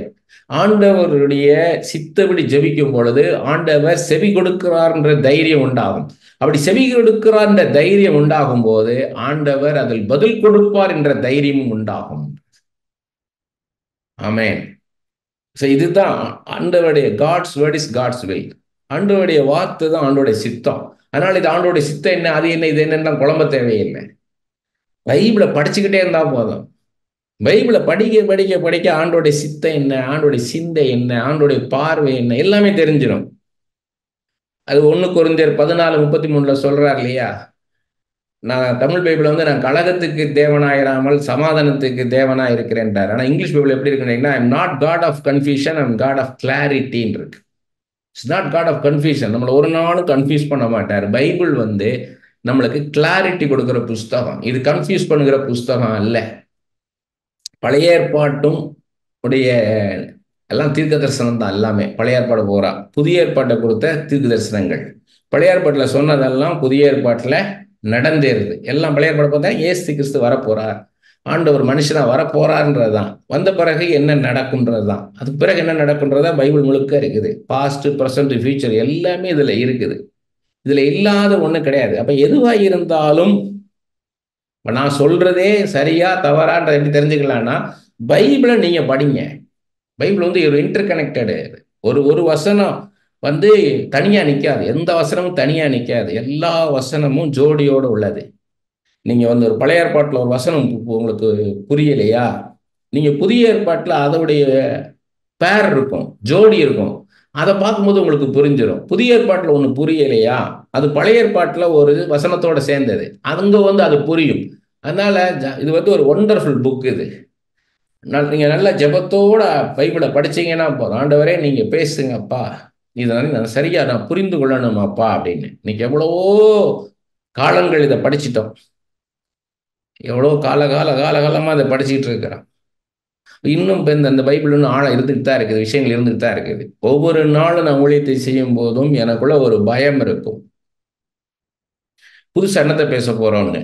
இப்ப நான் உங்களுக்கு சொல்லி கொடுத்துட்டு இருக்கும் போதே, இதை படிச்சு இதை விளக்கத்தை சொல்லும் போதே, எவ்வளோ தெரியுமா ஆண்டவரே, இதெல்லாம் உங்களுக்கு தெரியாததா, புதுசா என்ன ஆண்டவரை சொல்ல போறேன், உங்களுக்கு எல்லாம் தெரியாத காரியமா, எல்லாமே தெரிஞ்சது தானே, புதுசா என்ன பேச போறேன், யோசேப்பை குறித்து பேச போறேன்னா எல்லாருக்குமே தெரியும். அப்ப நான் தெரியாத காரியம் என்ன இருக்குது அப்படின்னு. நம்ம முழுக்க முழுக்க அவரை சார்ந்து தான் நம்ம ஊழியம் செய்ய முடியும். அவர் பார்த்து நம்மளை எடுத்து யூஸ் பண்றதுதான். நாம ஒண்ணு பண்ண முடியாது.